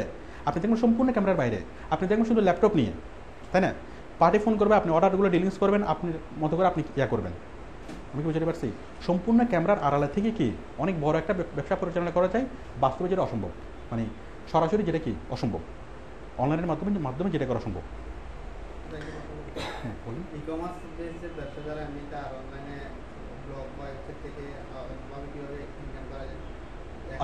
আচ্ছা আমি বলতেছি, অনেক কিছু করার আছে। এখনো প্রথমত যে বিষয়টা মাথা থেকে ফেলে দিতে হবে, একদম প্রথমত যে বিষয়টা মাথা থেকে ফেলে দিতে হবে, যে চাকরির বিষয়টা মাথা থেকে সম্পূর্ণভাবে ফেলে দিতে হবে। যদি ফেলে দিতে পারেন তাহলে আপনার জন্য অনেক বড় কিছু আছে। আর যদি চাকরির চিন্তা যদি মাথায় থাকে তাহলে চাকরির টেনশনে কোনো কিছুই করা যাবে না। আমি কি বুঝতে পারছি? একটা শিক্ষিত ছেলে যদি মনে করে যে না আমি পার মান্থ আমি 20,000 টাকা ইনকাম করবো না, আমি পার মান্থ 2 লাখ টাকা ইনকাম করবো, তাহলে এই ছেলে কিন্তু অনেক কিছুই হবে। আমি কি বুঝতে পারছি? এবং এই ছেলের সবচেয়ে বড় সম্পদ কি? কারণ একসময় তো আমাদের হেল্প, ধরুন আমি একটা কাজে নামবো, এখন আমি একটা প্রবলেম হয়ে গেল, আমাকে কে হেল্প করবে? একটা অনিশ্চয়তা থাকে না যে আমি ওই ব্যবসায় নামবো, আমি যদি আটকে যাই আমাকে কে হেল্প করবে? আমাদের এখন সেই অসুবিধা নাই, সেই সমস্যা নাই। কেন? বরং আমাদের কে আছে? আমাদের সবচেয়ে বড় আপনজনকে ইন্টারনেট। হ্যাঁ, ইউটিউব, গুগল, এটা হচ্ছে আমার সবচেয়ে আপন। আমরা যত বড় প্রবলেমে পড়ি না এখন, আমরা যদি এখানে সার্চ করি আমরা আমাদের প্রবলেমগুলো সলভ করতে পারতেছি না। যে কোনো ধরনের বিষয় আমরা এখানে আমরা সলিউশন পাচ্ছি না। ঠিক আছে? তো অতীতে যে কোনো একটা প্রবলেম, যে কোনো একটা উদ্যোগ নিছে, একটা ব্যবসা হোক, একটা কিছু হোক, ঠিক আছে, উদ্যোগ নিছে, সে কি ওইটা অর্ধেকে গিয়ে সে আটকে যাইত। বাট বর্তমানে আমাদের জন্য এত সহজ, আমরা যে কোনো সলিউশন আমরা নেট থেকে পাচ্ছি। আপনারা কি আমার একটুকু এই পর্যন্ত যা বলছে একটুকু বুঝতে পারছেন? যাই হোক, অনেকের মনে আমার কথাগুলো ভালো লাগতেছে না।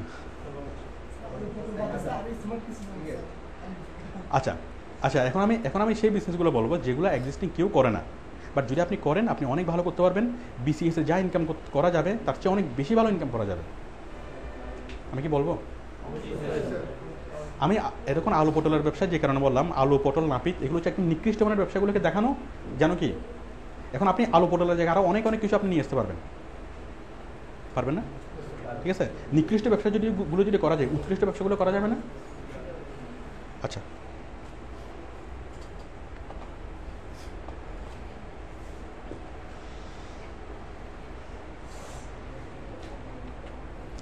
আচ্ছা, আমি এখন একটা বিজনেস নিয়ে আলোচনা করবো। এটা হচ্ছে সিআরএম। এটা কেউ করে না, সিআরএম বিজনেস। আশা করি আপনাদের খারাপ লাগবে না। ওনার মনে খুব বেশি পেইন্ট না না, আমি কি বলবো? আচ্ছা, আমি এখন যেটা নিয়ে আলোচনা করবো সিআরএম বিজনেস। ঠিক আছে, আমি এখন কিছু বিজনেসের আইডিয়াগুলো বলবো যেগুলো কেউ কি ফলো করে না। ঠিক আছে, এখন আপনারা জাস্ট আমাকে বলবেন যে এটা করা সম্ভব কি সম্ভব না, হবে কি হবে না, এবং বিসিএস করে যা ইনকাম করা যাবে তার চেয়ে বেশি ইনকাম করা যাবে কিনা। আচ্ছা, তাহলে আমি এখন যে বিজনেসটাই বলতেছি সিআরএম বিজনেস। সিআরএম মানে কি? Customer relationship management. Customer relationship management business. আচ্ছা,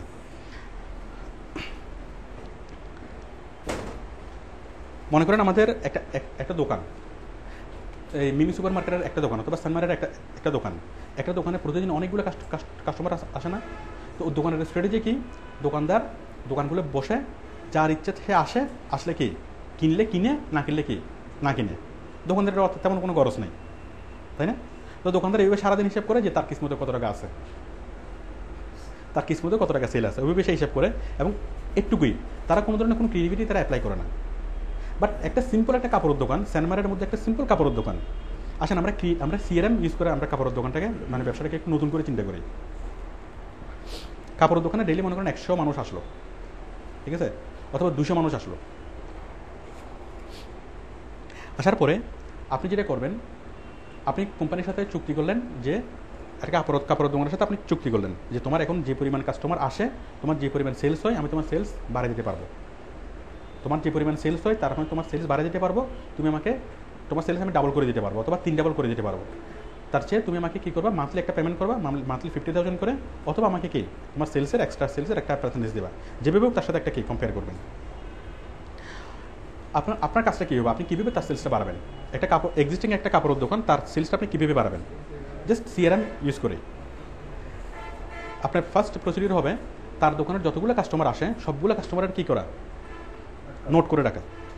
সবগুলো কাস্টমারের ওই ফোন নাম্বার, তার অ্যাড্রেস, ফোন নাম্বার, তারপর আরও কিছু একটা ফর্ম ফিল আপ করা। ওই ফর্মের মধ্যে থাকবে তার ফোন নাম্বার, তার ডেট অফ বার্থ, আরও অনেকগুলো ইনফরমেশন থাকবে, ওই ফর্মটা ফিল আপ করা। এখন কাস্টমারকে এভাবে সবগুলো কাস্টমারের যদি ফর্মগুলো ফিল আপ করতে পারেন, আপনার কাছে অনেক বড় একটা ডাটাবেস চলে আসবে না? আপনার মাস 3 মধ্যে 10,000 চেয়ে বেশি মানুষের ডাটাবেস চলে আসবে না? ওই কাস্টমারকে পরবর্তীতে ফোন করে বিভিন্নভাবে ইয়া করা যাবে না? কী করা, অবজার্ভ করা যাবে, তাই না? ফলো আপ করা যাবে। এখন কাস্টমার সহজে জিনিসগুলো দিবে কেন? কাস্টমার সহজে একটা ফর্ম ফিল আপ করবে কেন? কাস্টমার তার ফোন নাম্বার কেন দিবে? কাস্টমার একটু ইনসিকিউর ফিল করবে না? আর কাস্টমারকে যদি বোঝানো যায় যে আপনি যদি ফর্মটা ফিল আপ করেন তাহলে কী হবে, তাহলে আপনি আমাদের থেকে 5% কী পাবেন, ডিসকাউন্ট পাবেন। এভাবে কাস্টমারকে একটু ম্যানেজ করে ভাইল দিয়ে এই জিনিসটা ফিল আপ করানো যায় না? ঠিক আছে, যে আমাদের এটা যদি ফিল আপ করে দেন, ফিল আপ করে দিলে কি আমরা হঠাৎ করে কি আমরা একটা পুরস্কার ঘোষণা করবো? পুরস্কারটা আপনার কাছে পৌঁছানোর জন্য তো আপনার ফোন নাম্বার লাগবে। যে কোনোভাবে কি কাস্টমারের কাছে নাম্বারটা নেওয়া যাবে। মাস 3 পরে 3 মাসের মধ্যে যদি আপনার 10,000 কাস্টমারের ডাটাবেস চলে আসবে না, ওই ডাটাবেসের মধ্যে কী থাকবে? মানুষের নাম, ফোন নাম্বার, তারপর তার ডেট অফ বার্থ, ঠিক আছে, তারপর তার স্পেশাল ধরনের ম্যারেজ ডে, আরও বিভিন্ন ধরনের কিছু কি তার এখানে থাকবে, আর বিভিন্ন ইনফরমেশন থাকবে। এখন আপনার টোটাল এই জিনিসগুলোকে আপনি যদি খাতা লেখেন, ধরেন আপনার মানে 200-300 কাস্টমারের বিষয়গুলোকে আপনি টোটাল একটা খাতা মেনটেন করতেছেন। ওই খাতাতে আপনি মাঝে মধ্যে কাস্টমারকে ফলো আপ করবেন, এবং ওই কাস্টমার কোন ধরনের কাস্টমার আপনি সেটা লিখে নেবেন। কিছু কাস্টমার আছে যারা কোয়ালিটি প্রোডাক্ট চাই, আপনি লিখে দেবেন যে এটা হচ্ছে কোয়ালিটি কাস্টমার। আর আস্তে চাই কি সস্তা জিনিস চাই, আপনি লিখে দেবেন এটা সস্তা কাস্টমার, ঠিক আছে। আপনার আর কিছু কাস্টমার চাই এক্সক্লুসিভ প্রোডাক্ট, আপনি লিখে দেবেন এটা এক্সক্লুসিভ প্রোডাক্ট। তো আপনি কিছুদিন পর ফোন করে তাদেরকে আপনি নক করতে পারবেন না? যে কাস্টমার এক্সক্লুসিভ জিনিস চাই, আপনি তাকে ফোন করে বলতে পারবেন যে আপা, যে খুব এক্সক্লুসিভ একটা জিনিস আসছে, এটা শুধু 1 পিসে আসছে, আমি আপনার জন্যই রাখছি। অনেক চেষ্টা করেছিল অন্যকে নিয়ে যাওয়ার, বাট আমি দিই নাই। এটা আপনি যদি কালকের মধ্যে আসেন পাবেন, আপনার কপালে থাকলে পাবেন, আর যদি কপালে না থাকে, আপনার লাখ টাকা 20 টাকা থাকে, আপনি জিনিসটা পাবেন না। একটু ইমোশনালি করা। হ্যাঁ হ্যাঁ ও আচ্ছা, তাহলে ওই বলিয়েন না, তাহলে বললেন যে বিক্রি হয়ে যেতে পারে আপনার, আমি যেটা রাখছি কালকের মধ্যে এটা বিক্রি হয়ে যেতে পারে, তাই না? আগে আসলে আগে পাবেন। আচ্ছা, এভাবে যদি আপনি একটু ইমোশনালি যদি করে বলেন, তাহলে এই যে 10,000 কাস্টমার আপনার যে ডাটাবেজে চলে আসলো, এই 10,000 কাস্টমারের কাছে প্রতিনিয়ত যদি আপনি কী করেন, যোগাযোগ রাখেন, তাহলে কাস্টমার আপনার সাথে নিয়মিত করবে না, রেট করবে না? তো কাস্টমারের বার্থডে, ম্যারেজ ডে, বিভিন্ন ডেতে যদি আপনি তাদেরকে উইশ করেন, ইয়া হবে না? হবে কি না? আবার কাস্টমারকে বিভিন্ন সময় যদি বলেন যে আমাদের তো পয়লা বৈশাখ উপলক্ষে সবাই তো কেনাকাটা করবেই, আপনি বিভিন্ন ফোন করে বলতে পারেন যে আপনি আমাদের এখানে আসিয়েন, আপনার জন্য ছোট্ট একটা গিফট আছে, আপনি আমাদের পার্মানেন্ট কাস্টমার, আপনার জন্য ছোট্ট একটা গিফট আছে, 5 টাকার একটা গিফট করেন না। ওই 5 টাকার গিফটের জন্য সে যখন আসবে, সে কি কোনো কিছু না কিনে যাবে? কাস্টমারের সাথে রিলেশনটা বন্ডিং স্ট্রং হচ্ছে না? আপনি যদি তার ম্যারেজ ডেতে, তার বার্থডেতে যদি উইশ করেন, তখন তার মধ্যে একটা ফিলিংস হবে না কাস্টমারের মধ্যে, যে আমাকে কেউ মনে রাখে নাই, অন্য কেউ মনে না রাখলো কি, আমার ভালো বেস্ট ফ্রেন্ড আমাকে মনে রাখে নাই, বাট আমার কি দোকানদার আমাকে মনে রাখছে। তখন সে সারমান আসলে অন্তত আপনার দোকানটা একবার ঘুরে যাবে না? তাহলে 10,000 মানুষের ডাটাবেস যদি তৈরি হয়, আপনি বিভিন্নভাবে কী করতে পারবেন, তাদের সাথে আপনি মেন্টাল বন্ডিং তৈরি করতে পারবেন। বলেন করা যাবে কি না? তাদের সাথে আপনি যে তাদের আপনি অনেক একটা সম্পর্ক তৈরি করা যাবে না কাস্টমারের সাথে? তো 10,000 কাস্টমার যদি আপনার হাতে যদি আপনার কাস্টমার থাকে, প্রত্যেকটা কাস্টমারের আপনি কি জিনিসগুলো জানেন কোন কাস্টমার কীরকম, এক্সক্লুসিভ প্রোডাক্ট চাই এরকম কাস্টমার কজন আছে, সস্তা প্রোডাক্ট চাই এরকম কাস্টমার কজন আছে। আপনি যদি জিনিসটা জানেন, তাহলে আপনার জন্য জিনিসটা দোকানে মাল তোলা অনেক সহজ হয়ে যাবে না? ঠিক আছে, আপনি যখন একটা চালান নিয়ে আসবেন, কত টাকার নিয়ে আসবেন, কী নিয়ে আসবেন, আপনার জন্য জিনিসটা খুব ইজি হবে না?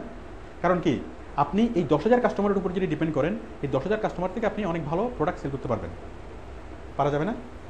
এখন বিষয়টা হচ্ছে, আপনি তো ফার্ম, আপনি তো মানে ব্যবসায়ী না, আপনি তো কোম্পানিকে হেল্প করতেছেন। এখন আপনার জন্য খাতাতে 10,000 মানুষের ডাটাবেস লেখা অনেক কঠিন কাজ না? আবার কারো বার্থডেতে মেসেজ করা, কারো ম্যারেজতে মেসেজ করা অনেক কঠিন কাজ না? একেবারে সহজ বিষয়। আপনি যে সিআরএম সফটওয়্যার ইউজ করেন, আপনি নেটে সার্চ করলে অনেকগুলো সফটওয়্যার পাবেন, সিআরএম সফটওয়্যার।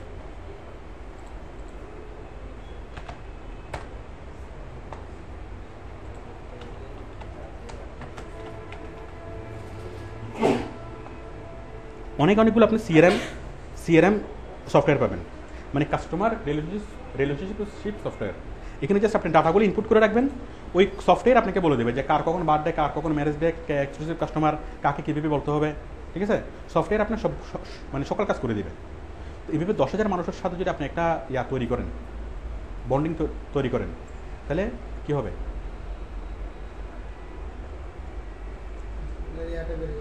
আমরা আজকের আলোচনাটা অনেক বেশি বোরিং আলোচনা না? হ্যাঁ হ্যাঁ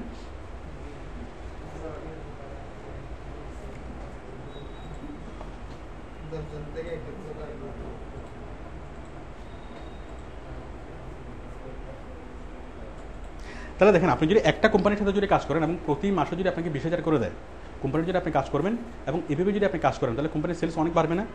সে নর্মালি বর্তমানে সে যেটা সেল করে সেটা হচ্ছে কি, সেটা হচ্ছে অনেকটা আনপ্ল্যানভাবে, কোনো রকম প্ল্যানিং ছাড়াই, যে তার দোকানে সরাসরি যারা আসছে তাদের কাছে সে সেল করতেছে।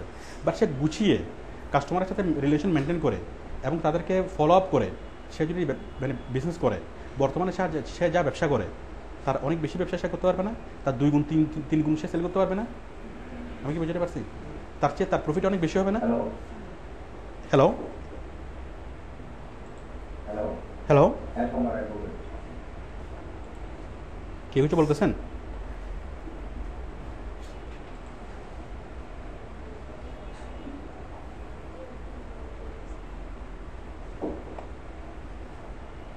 তো আপনি যদি এইভাবে একটা একটা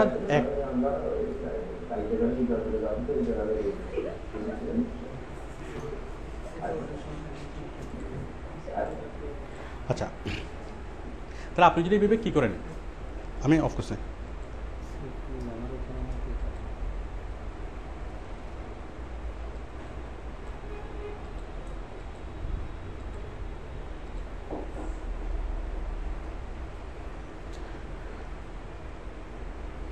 তাহলে এইভাবে একটা ফার্ম তৈরি করা যায়, সেটা হচ্ছে সিআরএম ফার্ম। তাহলে আপনার ফার্মের আন্ডারে আপনি অনেকগুলো কোম্পানির জন্য কাজ করতে পারবেন না? ঠিক আছে, একটা কোম্পানি, দুটো কোম্পানি, এভাবে অনেকগুলো কোম্পানির জন্য কাজ করতে পারবেন না? আর কাজটা আপনার জন্য একদমই সহজ। আপনি জাস্ট ডাটাগুলো নিয়ে, ডাটাগুলো তাদের দোকানের ছেলে একটু যদি দিয়ে দেন, যে এই ফর্মগুলো মানুষ কাস্টমারের এই ফর্মগুলো ফিল আপ করবে, ওই ফর্মগুলো যদি আপনাকে দেওয়া হয়, আপনি জাস্ট ফর্মগুলো দিয়ে কী করবেন, আপনি সফটওয়্যারে ইনপুট দেবেন। সফটওয়্যারে ইনপুট দিলে বাকি কাজ হয়ে যাবে। সফটওয়্যারে ইনপুট দিলেই কী হবে, কার কখন বার্থডে, ম্যারেজ ডে, আপনি যদি ছোট্ট একটা ছেলে যদি রাখেন, ওই ছেলেটা কী করতে পারবে, 10,000, 20,000, 40,000 মানুষের জন্য সে একাই কাজ করতে পারবে। আজকে যাদের বার্থডে সবাইকে SMS করতে হবে, সফটওয়্যার থেকে অটোমেটিকলি SMS চলে যাবে। সফটওয়্যারগুলো সেরকম। এখন কোম্পানির দোকান মালিক যেটা করবে, সেটা কি, মালিকের জন্য অনেক বড় একটা কাজ হচ্ছে না? ঠিক আছে, তার সেলস অনেক বাড়তেছে না? কাস্টমারের সাথে বন্ডিংটা স্ট্রং হচ্ছে। ঠিক আছে, তার সেলস অনেক বেশি হচ্ছে। তো আপনার মাধ্যমে যদি সে বিজনেসটা করে, আপনি কি করতে পারতেছেন, বিজনেসকে হেল্প করতে পারতেছেন। আমি কি বুঝতে পারছি? তাহলে গ্রাফিক ডিজাইন ফার্ম, তারপর SEO ফার্ম, পাশাপাশি এরকম একটা ফার্ম তৈরি করা যায়, সিআরএম ফার্ম। এবং আমার জানা মতো যে বাংলাদেশে কেউ অ্যাপ্লাই করে না। ঠিক আছে, বাট আমার মনে হয় এটা করা যায়। এটা করে কি কোনো একটা এক্সিস্টিং বিজনেসকে হেল্প করা যায়? বলেন, করা যায় কিনা?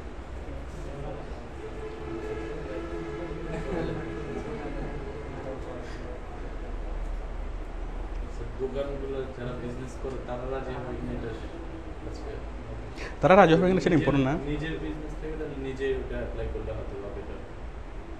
নিজের বিজনেসের ক্ষেত্রে আগে অ্যাপ্লাই করলে পরে হয়তো কেউ আসবে। এখন কেউ রাজি হবে কি হবে না সেভাবে আমি চিন্তা করি না। আমি চিন্তা করি যে আমি কি, প্রত্যেকটা মানুষই কি বুঝে, তার লাভ বুঝে। ঠিক আছে, এখন আপনি যদি যুক্তিসঙ্গত তাকে যদি তার লাভ বুঝতে পারেন, সে অবশ্যই করবে। সে রাজি হবে কি হবে না সেটা ইম্পর্টেন্ট না, আপনি তাকে তার লাভ হবে কি হবে না সেটা ইম্পর্টেন্ট। ঠিক আছে, তার লাভ যদি হয় সে আপনার এটা করবে। আচ্ছা, তারপর মনে করেন অনলাইন স্কুল।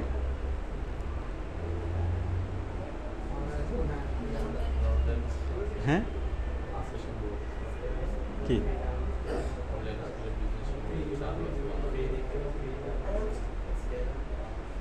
যাই হোক, আমার আরও অনেক কিছু বলার ইচ্ছে ছিল, বাট আমার মনে হয় কেউ খুব বেশি আগ্রহী না।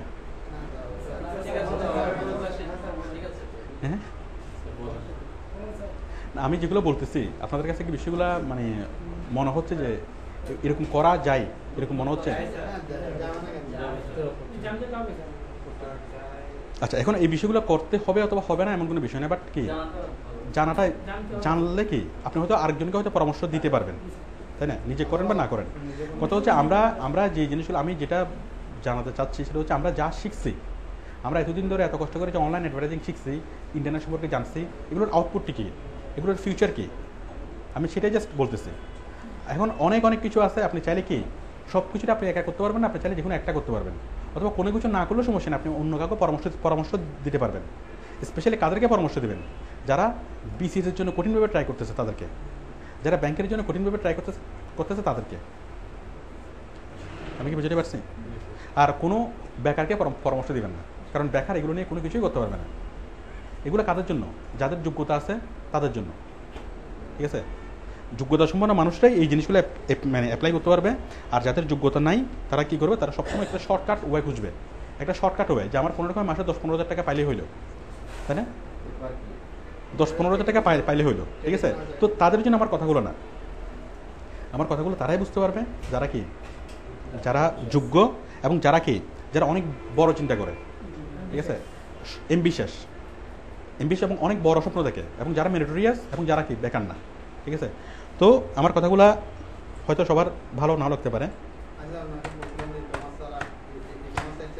হ্যাঁ, বলতেছি। তাহলে আমি দেখুন যে বিষয়গুলো বললাম সেটা হচ্ছে ই কমার্স। তো ই কমার্সের বিষয়টা হচ্ছে বাংলাদেশে এখনো ছোট পর্যায়ে, এখনো শিশু পর্যায়ে, এখনো ই কমার্সের বিজনেসটা খুব বেশি কি গ্রো করে নাই। কিন্তু আগামী 10 বছর পরে দেখবেন বাংলাদেশের প্রায় মার্কেট অফ হয়ে যাবে। বিদেশের ইউরোপ আমেরিকাতে ইউরোপের প্রায় অনেকগুলো মার্কেট এরকম অফ হয়ে গেছে, মার্কেটগুলোতে জঙ্গল হয়ে গেছে। কেন? মানুষ ঘরে বসে যদি ফোন দিয়ে একটা জিনিস পাওয়া যায় সেম দামে, মানুষ কেন দ্রুত কষ্ট করে দোকানে যাবে? আমি কি বুঝতে পারছি? তো বাংলাদেশে এখন ভবিষ্যতে যুগ হচ্ছে ই কমার্সের যুগ। ই কমার্স, আমাদের যতগুলো দোকান আপনি দেখেন, যতগুলো রেস্টুরেন্ট, যতগুলো দোকান, সবগুলো কিন্তু অটোমেটিক্যালি ডিজিটালাইজ হয়ে যাবে, আপনি করেন বা না করেন। বাট এখন যারা এই ই কমার্সের যুগে যারা প্রবেশ করবেন তারা কি, তারা অনেক ভালো কিছু করতে পারবেন, কারণ এখন কোনো কম্পিটিশনই নেই। এখন বাংলাদেশের ই কমার্সের বিজনেসের মধ্যে কোনো কম্পিটিশনই নেই। আপনি যে কোনো ধরনের একটা যদি অনলাইন শপ খোলেন, আপনি অনেক ভালো কিছু করতে পারবেন উইদাউট এনি কম্পিটিশন। আমি আরেকটা এক্সাম্পল আপনাদেরকে দেখাচ্ছি ই কমার্সের।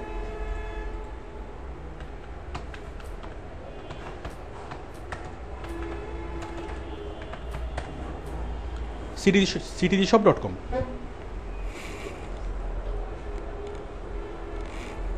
কি রাশাদ এত দেরি আসতেছে না? ওরা কি বলতেছে, অনলাইনে টেলিফোনে কেনাকাটা করুন, সময় বাঁচান, টাকা বাঁচান, ফ্রি হোম ডেলিভারি, পণ্য বুঝে নিয়ে পেমেন্ট দিন, পণ্য ফেরার সুবিধা, টেলিফোন নাম্বার এত। টেলিফোন করলে অথবা আপনি যদি অনলাইনে অর্ডার দেন, মিষ্টি চলে আসবে, এটা চলে আসবে, যা চান যত ধরনের প্রোডাক্ট সবগুলো কি এখানে চলে আসবে। এটা হচ্ছে অনলাইন স্টোর এবং চিটংয়ের মধ্যে। তো আপনি এই জিনিসটা দেখছেন, এই জিনিসটা দেখে যদি ফোন করে বলেন যে আমার এই জিনিসটা লাগবে, এটা পাঠিয়ে দাও। এই বেলটা আপনি কিনতে চান, যে কোনো কিছু আপনি এই জিনিসটা কিনতে চান, এই বেলটা আপনার পছন্দ হয়েছে, ফোন করে বললে কি ভিউ ডিটেলস। আচ্ছা, আমি বলি আপনি খুব সহজেই একটা এরকম খুলতে পারেন, একটা ই কমার্স সাইট খুলতে আপনার কোনো ধরনের কোনো টাকা পয়সা লাগবে না, তেমন কিছুই লাগবে না। ই কমার্স সাইট খোলার জন্য একটা ওয়েবসাইট খুলতে আপনি পারেন, একটা মিনিমাম একটা ওয়েবসাইট আপনি খুলতে পারবেন না? খুলে আপনার বিভিন্ন প্রোডাক্টগুলো কীভাবে রাখতে পারবেন না? পারা যাবে কিনা? তো এইভাবে ধরুন এই বেলটা কি আপনার কাছে নেই, আপনার কাছে স্টকও নেই। এখন আপনি এই ধরনের প্রোডাক্ট কিনে আপনি স্টক রাখতে পারেন, অথবা চাইলে কি আপনি স্টক আপনার কাছে নেই, সমস্যা নাই, আপনার কাছে অনেকগুলো বিভিন্ন জায়গা থেকে আপনি প্রোডাক্টের ছবি তুলবেন, ছবি তুলে আপনার এখানে রাখবেন। যদি কাস্টমার আসে, যদি সেল হয়, আপনি কি কাস্টমারের সাথে সাথে কি লিঙ্ক করাই দেবেন, মানে আপনার থ্রুতে যেগুলো সেল হবে আপনি তার একটা বেনিফিট আপনি পাবেন। আমি কি বিষয়টা বুঝতে পারছি? এভাবে আপনার কোনো প্রোডাক্ট না থাকলে আপনি কি অন্য কোনো বিজনেসকে হেল্প করতে পারেন না? ঠিক আছে, মনে করেন শৈল্পিক, আপনি শৈল্পিকের সাথে একটা চুক্তি করছেন যে আপনি শৈল্পিকের জন্য কাজ করবেন, আপনার থ্রুতে যতগুলো কাস্টমার যাবে তাদের থেকে 20% কমিশন আপনি পাবেন শৈল্পিক থেকে। শৈল্পিক এটাতে এগ্রি হবে নাকি ডিসএগ্রি হবে? শৈল্পিক কি এখানে কোনো ধরনের কোনো পেমেন্ট করতে হচ্ছে? শৈল্পিককে আগে থেকে কোনো পেমেন্ট করতে হচ্ছে না, কিছুই করতে হচ্ছে না। আপনি নিজে একটা ওয়েবসাইট তৈরি করেন, ওয়েবসাইট তৈরি করে কি শৈল্পিকের প্রোডাক্টগুলো, যতগুলো প্রোডাক্ট সবগুলো ছবি তুলে আপনি দেন, নেটে দেন, দেওয়া যায় না? কাস্টমার ফোন করলে কি আপনার নাম্বারে ফোন করলে আপনি শৈল্পিকের নাম্বারে কি বললেন, তখন মানে এমন একটা সিস্টেম করেন যে আপনার রেফারেন্সে যেগুলো আসে সেগুলোর জন্য কি বোঝা যায়। তাহলে মোটামুটি শুধুমাত্র একটা করেই আপনি শৈল্পিক আরও বিভিন্ন ধরনের কাপড়ের দোকানের সাথে যদি চুক্তি করে একটা খোলেন, আপনার আসবে না? আপনার কোনো এখানে কোনো ইনভেস্টও নেই, কোনো কিছুই নেই, আপনার কোনো প্রোডাক্টও নেই, কোনো ঝামেলাও নেই, তাই না? তো আপনার শুধুমাত্র কী করলেন, একটা ওয়েবসাইট করে আপনি কাস্টমারকে অ্যাট্রাক্ট করলেন, এটা একটা ব্যবসা করা যায় না? ঠিক আছে, আবার নিজের একটা ই কমার্স সাইট আপনি খুলতে পারেন, আপনি বিভিন্ন প্রোডাক্ট কিনবেন, কিনে জিনিসগুলো স্টক করে রাখবেন এবং সেগুলো আপনি অনলাইনেই সেল করবেন, করা যায় না? আরও কী করা যায়? বাংলাদেশে এই যে কুমিল্লার রসমলাই, তারপরে কি ওই যে খাদির কাপড়, তারপরে কি টাঙ্গাইলের মিষ্টি, আরও অনেকগুলো প্রোডাক্ট আছে যেগুলো ইন্ডিজিনাস প্রোডাক্ট। আপনি একটা ওয়েবসাইট তৈরি করে কী করতে পারেন, সেই ইন্ডিজিনাস প্রোডাক্টগুলো সবগুলো সুন্দর সুন্দর ছবি দিয়ে করতে পারেন, যে অর্ডার করলেই কি আপনি আপনার বাসায় মানে আপনার পৌঁছে দেবো, কুমিল্লার মাতৃভান্ডার থেকে অরিজিনাল মিষ্টি পৌঁছে দেবো। তারপরে বিভিন্ন জায়গা থেকে কি খাদির কাপড় থেকে শুরু করে বিভিন্ন জায়গাগুলো আমরা পৌঁছে দেবো। তো কী হবে, এখন আপনি মনে করেন কুমিল্লাতে আপনার যে কোনো একজন আছে পরিচয় কেউ আছে, আপনি অর্ডার নিলেন, অর্ডার নিয়ে আপনি তাকে বললেন যে এত কেজি মিষ্টি জায়গায়, আপনার কাছে কোনো কিছুই নেই, তাই না? আপনি জাস্ট অর্ডার নিয়ে তাদেরকে কি অর্ডারটা সাবমিট করতেছেন। তো তাদের কুমিল্লার কোনো একটা দোকানের সাথে যদি আপনার এরকম চুক্তি থাকে যা আপনার মাধ্যমে কি সেল হবে, দোকানদার রাজি হবে কি হবে না? তখন দোকানদারকে কোনো খরচই করতে হচ্ছে না, বরং আপনার মাধ্যমে এক্সট্রা সেল হবে। তো আপনার মাধ্যমে যদি এক্সট্রা সেল হয় 20% আপনাকে দিয়ে দিতে তার সমস্যা কোথায়? আপনি বিভিন্ন দোকানের সাথে কি করে আপনি তাদের প্রোডাক্ট সেল করতে পারেন না? এখানে আপনার কোনো ধরনের কোনো হ্যাজার্ড হবে? আপনাকে হেল্প করবে কি আপনার যে শিক্ষাটা, আপনার যে এসইউ শিক্ষা, আপনি যা শিখছেন এটা দিয়ে আপনি করতে পারবেন, তাই না? আপনি যে এসইউ শিখছেন, আপনি যেটা পারেন সেটা হচ্ছে কি অনলাইনের মাধ্যমে আপনি যে কোনো প্রোডাক্ট সেল করতে পারেন, এসইউ করতে পারেন। এসইউর জ্ঞানটা আপনার এখানে কাজে লাগবে না? আমি কি বিষয়টা বুঝতে পারছি? আচ্ছা, তাহলে ই কমার্স। তারপর যে কোনো ধরনের কৃষিজ পণ্য, ধরেন আমের সিজনে রাজশাহীতে আম খুব সস্তা, সারা বাংলাদেশ থেকে রাজশাহীতে পাইকারি খুচরা বিক্রেতারা নিয়ে আসে না, বাংলাদেশে সাপ্লাই দেয় না। তো আপনি যদি মাসখানেকের জন্য যদি কি রাজশাহী চলে যান, অথবা রাজশাহীর কোনো আমের এজেন্টের সাথে যদি আপনার কথাবার্তা হয়, আপনি যদি একটা চুক্তি করেন যে আমি তোমার অর্ডার নেবো, তোমাকে আমি অর্ডার দেবো, দিলে কি তুমি ইয়াটা পাঠিয়ে দেবা, তাহলে আমার মাধ্যমে যা ছিল আমাকে একটা পার্সেন্টেজ দেবা, এটা করা যাবে না? তাহলে যে কারো বিজনেসে, যে কারো এক্সিস্টিং বিজনেসে আপনাদেরকে হেল্প করতে পারবেন, এতে সে রাজি হবে কি হবে না? আপনি যদি যে কাউকে গিয়ে বলেন যে আমি তোমার বিজনেসটা আমি কি আমার মাধ্যমে অর্ডার আসবে, আমার জন্য 20% আমাকে কমিশন দেবা, এতে করে বিজনেসটা রাজি হবে কি হবে না? হবে না? আচ্ছা, তো এইভাবে আপনি যে কোনো এক্সিস্টিং বিজনেসকে আপনি হেল্প করতে পারেন, আবার পাশাপাশি আপনার নিজের কোনো একটা বিজনেস আপনি দাঁড় করাতে পারেন অনলাইনে। এবং অনলাইনে যদি কোনো একটা বিজনেস করেন, আচ্ছা একটা ছোটো কাপড়ের দোকান আনুমানিক মাসে কত টাকা প্রফিট করে আপনাদেরকে কোনো আইডিয়া আছে? ধরুন সেনমারের একটা কাপড়ের দোকান, এটা আনুমানিক মাসে কত টাকা প্রফিট করে, কারো আইডিয়া আছে? হ্যাঁ, মান্থলি ডেইলি 10-15 টাকা সেল হয় মানে কখন না না এমনি মান্থলি ওদের প্রফিট হয় কত টাকা? সেলটা বাদ দিয়ে আমাদের প্রফিট হয় কত টাকা?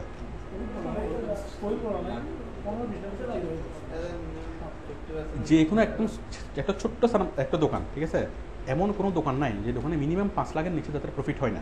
সেলস বাদে প্রফিট আপনি দেখেন একটা দোকানদার যারা সেল করে, ঠিক আছে, তার মিনিমাম তাদের আপনি অবাক হবেন যে 30 টাকারই একটা জিনিস নিয়ে সেটা ওরা অনেক বেশি টাকায় সেল করে, ঠিক আছে। তো 50% চেয়ে বেশি লাভ।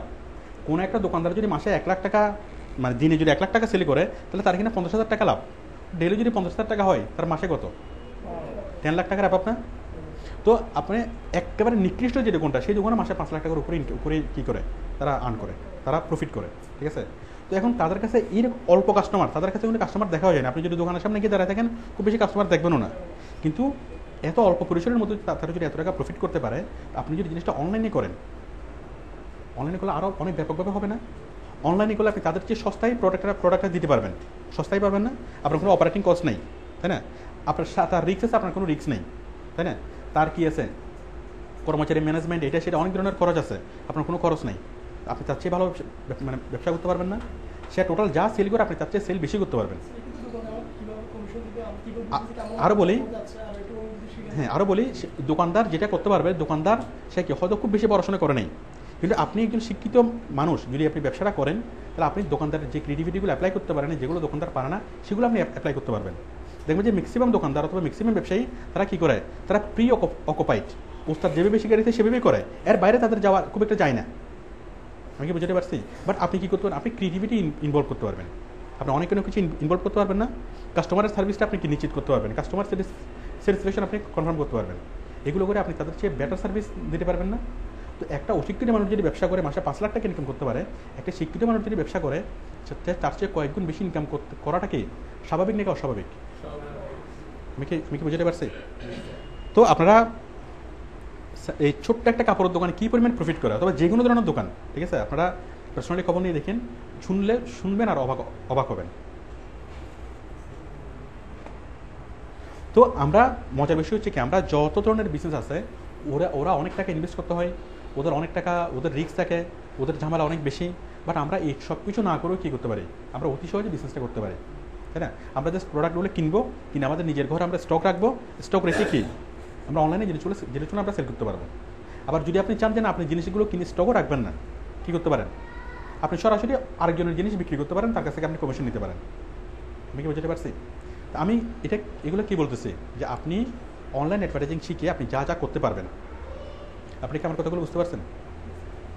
আচ্ছা, তারপর মনে করেন কি কাপড়, মনে করেন আপনি ওই যে কী তৈরি করা, হস্তশিল্পের কোনো একটা প্রোডাক্ট তৈরি করা, হস্তশিল্পের বিভিন্ন প্রোডাক্ট আপনি এই জিনিসগুলো আপনি কালেক্ট করতে পারবেন না বিভিন্ন জায়গা থেকে, কালেক্ট করে আপনি সারা বাংলাদেশে এগুলো সেল করতে পারবেন না।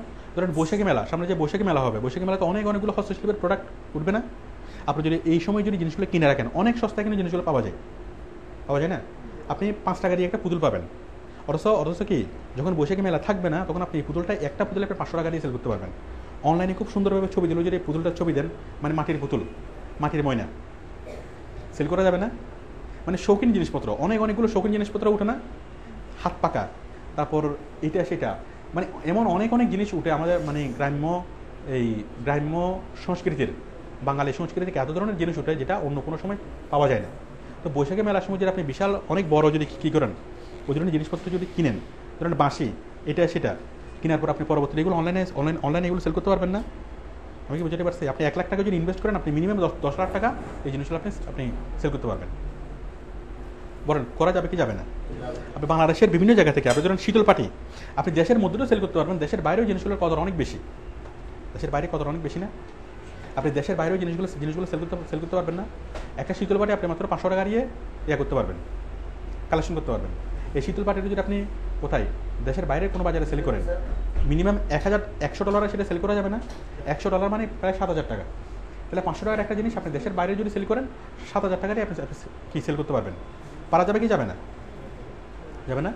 একটা শীতল পাটি তো আপনি কীভাবে করবেন? বিদেশে যারা থাকে, ধরুন আপনার সৌদি আরবে কোনো আত্মীয় থাকে, তাহলে আপনি এখান থেকে কি 10-12টা পার্টি একসাথে পাঠিয়ে দেন, কেউ যাচ্ছে তার সাথে আপনি 10-12টা পার্টি পাঠিয়ে দেন, ঠিক আছে?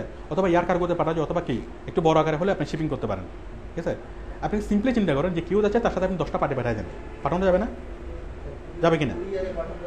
কুরিয়ারে পাঠাতে একটু খরচ বেশি হয়, শিপিং করলে খরচ কম হয়। তো ওই একটা পার্টি যদি ওইখানে সৌদি আরবে যায়, আপনি এখান থেকে কি সৌদি আরবের কাস্টমারকে টার্গেট করে আপনি এসি করতে পারবেন না? এরকম খুব একটা ভালো একটা জিনিস আছে, এটাতে শুইলে মনে হবে কি অ্যাসিডে শুইছ, এরকম করে কি সুন্দরভাবে জিনিসটাই হবে না যে এটাতে পাঠিয়ে শুলে তোমার বাতের ব্যথা কমে যাবে, তোমার এই হবে সেই হবে। আমরা অনেক অ্যাট্রাকটিভভাবে কি আমরা জিনিসটাকে উপস্থাপন করতে পারবো না? সিম্পল পার্টি, বাট আমরা যদি জিনিসটাকে উপস্থাপন করতে পারি, আমরা অনেক সুন্দরভাবে জিনিসটা উপস্থাপন করতে পারবো না? সৌদি আরবের মানুষ তখন তার লাইফে মনে হবে কি যে এই জিনিসটা যদি না পাই তাহলে আমার লাইফ ব্যর্থ। আমরা সেরকম একটা মনোভাব তার মধ্যে তৈরি করে দিতে পারবো না? তখন সে যে কোনোভাবে কী করবে, তখন সে ফোন করবে কার নাম্বারে? ওই যে আপনার সৌদি আরবের নাম্বারেই, আপনার একজন লোক তো সৌদি আরব আছেই, তাই না? ওর নাম্বারে ফোন করবে, ও তার কাছে গিয়ে ডেলিভারি দেবে, অথবা তার কাছে এসে জিনিসটা নিয়ে যাবে। কুরিয়ার সার্ভিসে ডেলিভারি হতে পারে, হ্যান্ড টু হ্যান্ড ডেলিভারি হতে পারে। ওই আপনার ওই লোক সে টাকা রিসিভ করে আপনাকে নর্মালি টাকাটা পাঠাবে। এভাবে আমরা ওয়ার্ল্ড ওয়াইড যে কোনো জিনিস সেল করতে পারি না? আমাদের দেশের অনেকগুলো প্রোডাক্ট আছে যেগুলো ইন্ডিজিনাস প্রোডাক্ট, যেগুলো পৃথিবীর কোথাও নেই, এত সস্তা প্রোডাক্ট, ঠিক আছে? আমাদের দেশে যে কুটির শিল্পের মধ্যে এত সস্তা জিনিস বাংলাদেশের পৃথিবীর আর কোথাও নেই, ঠিক আছে? সারা বিশ্ব থেকে এটা উঠে গেছে, কুটির শিল্প উঠে গেছে। তো এত সস্তায় আপনি অনেকগুলো জিনিস করতে পারবেন, এবং সেগুলো ওয়ার্ল্ড ওয়াইড এগুলোর কদর আছে। ধরেন খাদির কাপড়, আচ্ছা বাংলাদেশের পোশাক শিল্পের কথায় ধরেন, একটা শার্ট আপনি খুব অল্প টাকায় এখান থেকে কালেক্ট করতে পারেন। একটা শার্টের প্রোডাকশন কস্ট 500 টাকার বেশি হয় না, হয়? অর্থাৎ এই 500 টাকার একটা শার্ট নিয়ে আপনি কি যদি দেশের বাইরে সেল করেন, অনেক বেশি টাকা দিয়ে করা যায় না, সেল করা যায় না? তো আমাদের দেশের ছেলেরা যদি এই আউটসোর্স মানে এসইউর কাজটা শিকার পরে ওডেক্সে কাজ বন্ধ করে, ওডেক্সে কাজ না করে শুধু যদি বাংলাদেশের গার্মেন্টস সেক্টর নিয়ে কাজ করে, তাহলে আমাদের কোনো জিএসপির প্রয়োজন হয় না, কোনো স্পেশালাইজড কোনো সুবিধার প্রয়োজন হয় না, ঠিক আছে? কারণ বাংলাদেশে এত সস্তায় কাপড় দিতে পারে সেটা তো বেশিরভাগ মানুষ তো জানেই না। আর কারা বড় আকারের শিপমেন্ট কারা নেয়, বড় আকারের বায়ার কারা? ওয়ালমার্ট অনেক বড় একটা কোম্পানি, তারা তো অনেক বড় কোম্পানিকে কি কাজ দেয়, কিন্তু ছোটখাটো কোম্পানি যারা, তারা কিন্তু ওয়ালমার্টের মতো কোম্পানির যারা না। ধরেন ইউরোপের কোনো একটা ফ্রান্সের কোনো একটা ব্যবসায়ী, তার এরকম একটা কাপড়ের দোকান আছে, শৈল্পিকের মতো একটা কাপড়ের দোকান আছে, থাকতে পারে না? এখন কোম্পানি মনে করলো কি যে সে যদি 500 টাকা করে সে একটা শার্ট নিয়ে আসে, মানে সে যদি কী করে ওই 500 টাকার সে যদি ধরেন 1200 টাকা দিয়ে যদি অথবা 2000 টাকা দিয়ে যদি একটা শার্ট বাংলাদেশ থেকে নিয়ে যায়, সে ওখানে গিয়ে কি সে 5000 টাকা দিয়ে সেল করতে পারবে, তাহলে সে বড় আকারের অর্ডার দিবে না? তাহলে বর্তমানে আমাদের গার্মেন্টসের বায়ার যারা, তারা হচ্ছে যারা বড় বড় ক্লায়েন্ট, বড় বড় যারা কোম্পানি তারা, বাট ছোটো ছোটো কোম্পানিগুলো এখনও কি অ্যাট্রাক্ট করতে পারে নাই, ছোটোখাটো কোম্পানিগুলো এখনও কাজ দিতে পারে নাই, ঠিক আছে?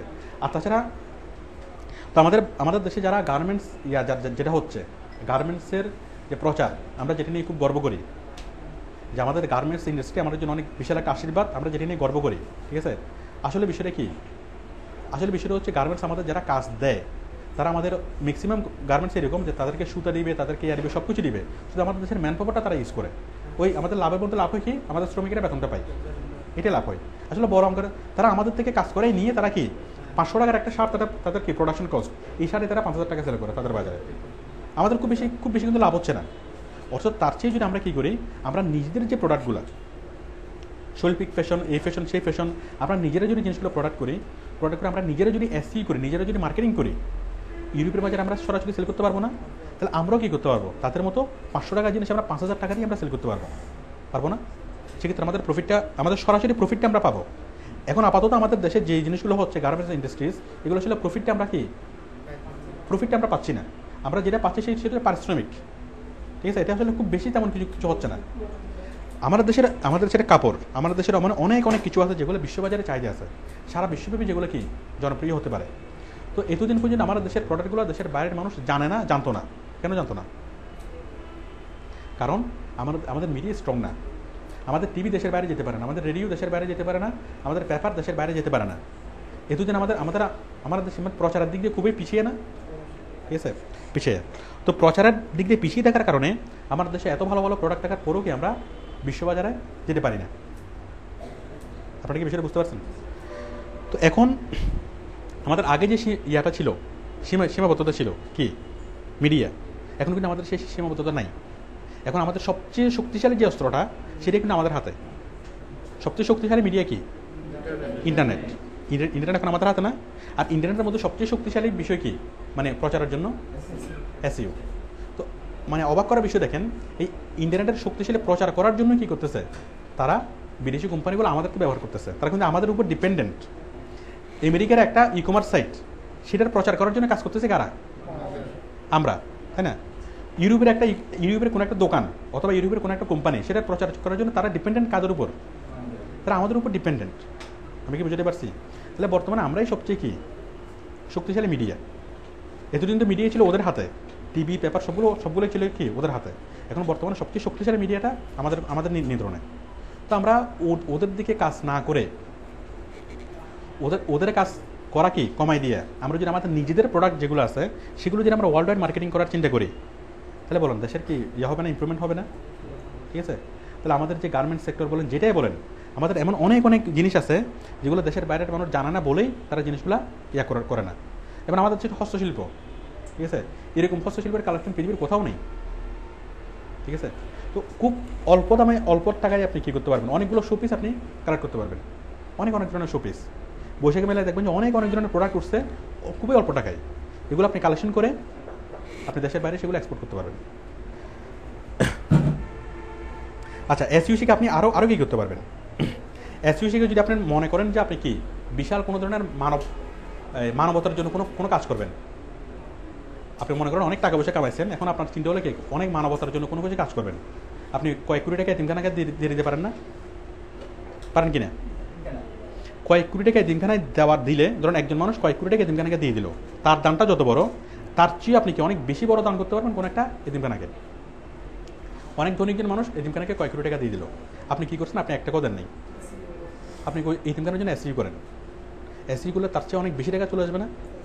আপনি যদি ছেলেগুলোর ছবি তুলে তাদেরও লক্ষ্য উদ্দেশ্য, তারা যে তাদেরকে হেল্প করলে যে ইয়া হবে, এভাবে করে যদি আপনি এসইউ করেন, তাদের জন্য একটা ওয়েবসাইট করেন, ওয়েবসাইটগুলো যদি আপনি প্রচার করেন, তাহলে অনেক বড় ডোনেশন আসবে না? ওই একটা মানুষ, একটা ধনী ব্যক্তি যে 1 কোটি টাকা দিয়ে তাদেরকে যে পরিমাণ হেল্প করলো, আপনি কি এসইউ করে তার চেয়ে বেশি আপনি তাদেরকে হেল্প করতে পারবেন? পারা যাবে কি যাবে না? ঠিক আছে? তো আমরা যা শিখলাম, আমরা যা করতে পারি, আমাদের এক্সিস্টিং বিজনেস যেগুলো আছে আমরা সেগুলো কী করতে পারি? মডার্নাইজ করতে পারি না? আমরা যে বিজনেসগুলো কেউ করে না, আসলে আরও অনেকগুলোর বিজনেস আমার আইডিয়াতে ছিল, আমি সেগুলো আপনাদেরকে বলি নাই, আপনাদের হয়তো শোনার আগ্রহ নাই, এই জন্য আমি আর বলি নাই। ঠিক আছে, যাক যদি আগ্রহ থাকে আমাকে নিচ থেকে বলি, নিচ থেকে বলে আমি বলবো। আমার আরও অনেকগুলো ছিল, আমার লিস্টে অনেক লম্বা লিস্ট ছিল, আসলে আসলে কোনো কিছু বলা হয় নাই। যাই হোক, আমি খুব সংক্ষেপে যদি বলি, ঠিক আছে, ক্লাস সময় তো শেষ আর কন্টিনিউ করা যাবে না। আমি আজকে আপনাদেরকে যেগুলো বললাম, মানে আমি ওই অনেকগুলো আইডিয়া ছিল, আইডিয়াগুলো আপনাদেরকে বলি নাই। ঠিক আছে, তো যদি আপনারা কখনো শুনতে আগ্রহী, আমি আপনাদেরকে বলবো যে শুধুমাত্র আপনি অনলাইন অ্যাডভার্টাইজিং শিখে, এসইও শিখে আপনি যা শিখছেন, আপনি যখন স্বাভাবিকভাবে ওডেক্সের কাজ করবেন, আমি যা বললাম যে ওডেক্সের কাজের বাইরে আপনি আরও কী করতে পারেন, কত ধরনের ব্যবসা করতে পারেন, কত ধরনের উদ্যোগ নিতে পারেন। ঠিক আছে, তো এবং স্পেশালি যারা বিসিএসের জন্য ট্রাই করতেছে, আমি নিশ্চিতভাবে বলতে পারি তারা যদি এই যে কোনো একটা যদি করে, যে কোনো একটা জিনিস ফলো করে তারা যদি করে, তারা সম্পূর্ণ ঘরে বসেই সম্পূর্ণ কাজটা করতে পারবে। কারণ আমরা যেগুলো বললাম এগুলো কি অনেক বিশাল কোনো ম্যানেজমেন্টের বিষয়? একটা ল্যাপটপ, একটা ইন্টারনেট কানেকশন, আর নিজে ঘরে বসে কি কাজগুলো করা যাবে না? এগুলো করার জন্য কি দৌড়াদৌড়ি আছে? তাহলে একটা ছেলে যে বিসিএসের জন্য ট্রাই করতেছে, যে ব্যাংকের জবের জন্য ট্রাই করতেছে, স্বাভাবিকভাবে সে কিন্তু ভালো স্টুডেন্ট না, মেধাবী স্টুডেন্ট না? তো আমি নিশ্চিতভাবে বলতে পারি যে কোনো একটা মেধাবী স্টুডেন্ট যদি জিনিসটা নিয়ে ট্রাই করে, তাহলে কী হবে? তাহলে বিশাল একটা কাজ হবে। আমি কি বুঝতে পারছি? সে নিজেও লাভবান হবে, সে কেরিয়ার নিয়ে যতটুকু বুঝে যে বিসিএস দিয়ে সে অনেক টাকা ইনকাম করবে, ওটুকু সে কেরিয়ার যতটুকু বুঝে, বাট সে যদি ডিপলি এই জিনিসটা দেখে, তাহলে তার কাছে মনে হবে কি যে ওই সবগুলোই অর্থহীন।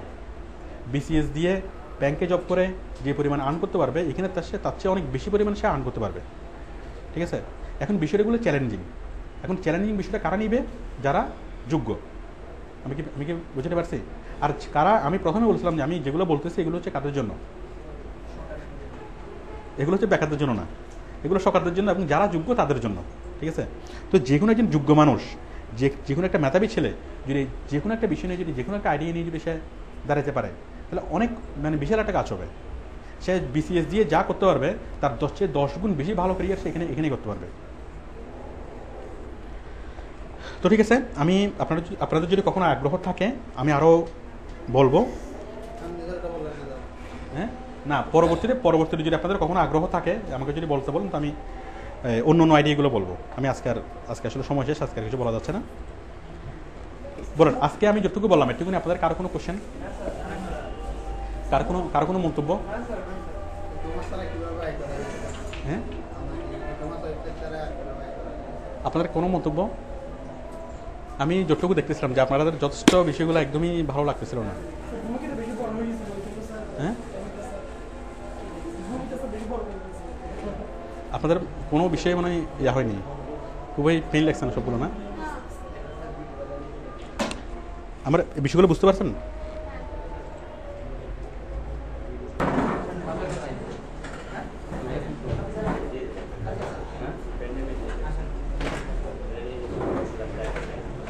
দাও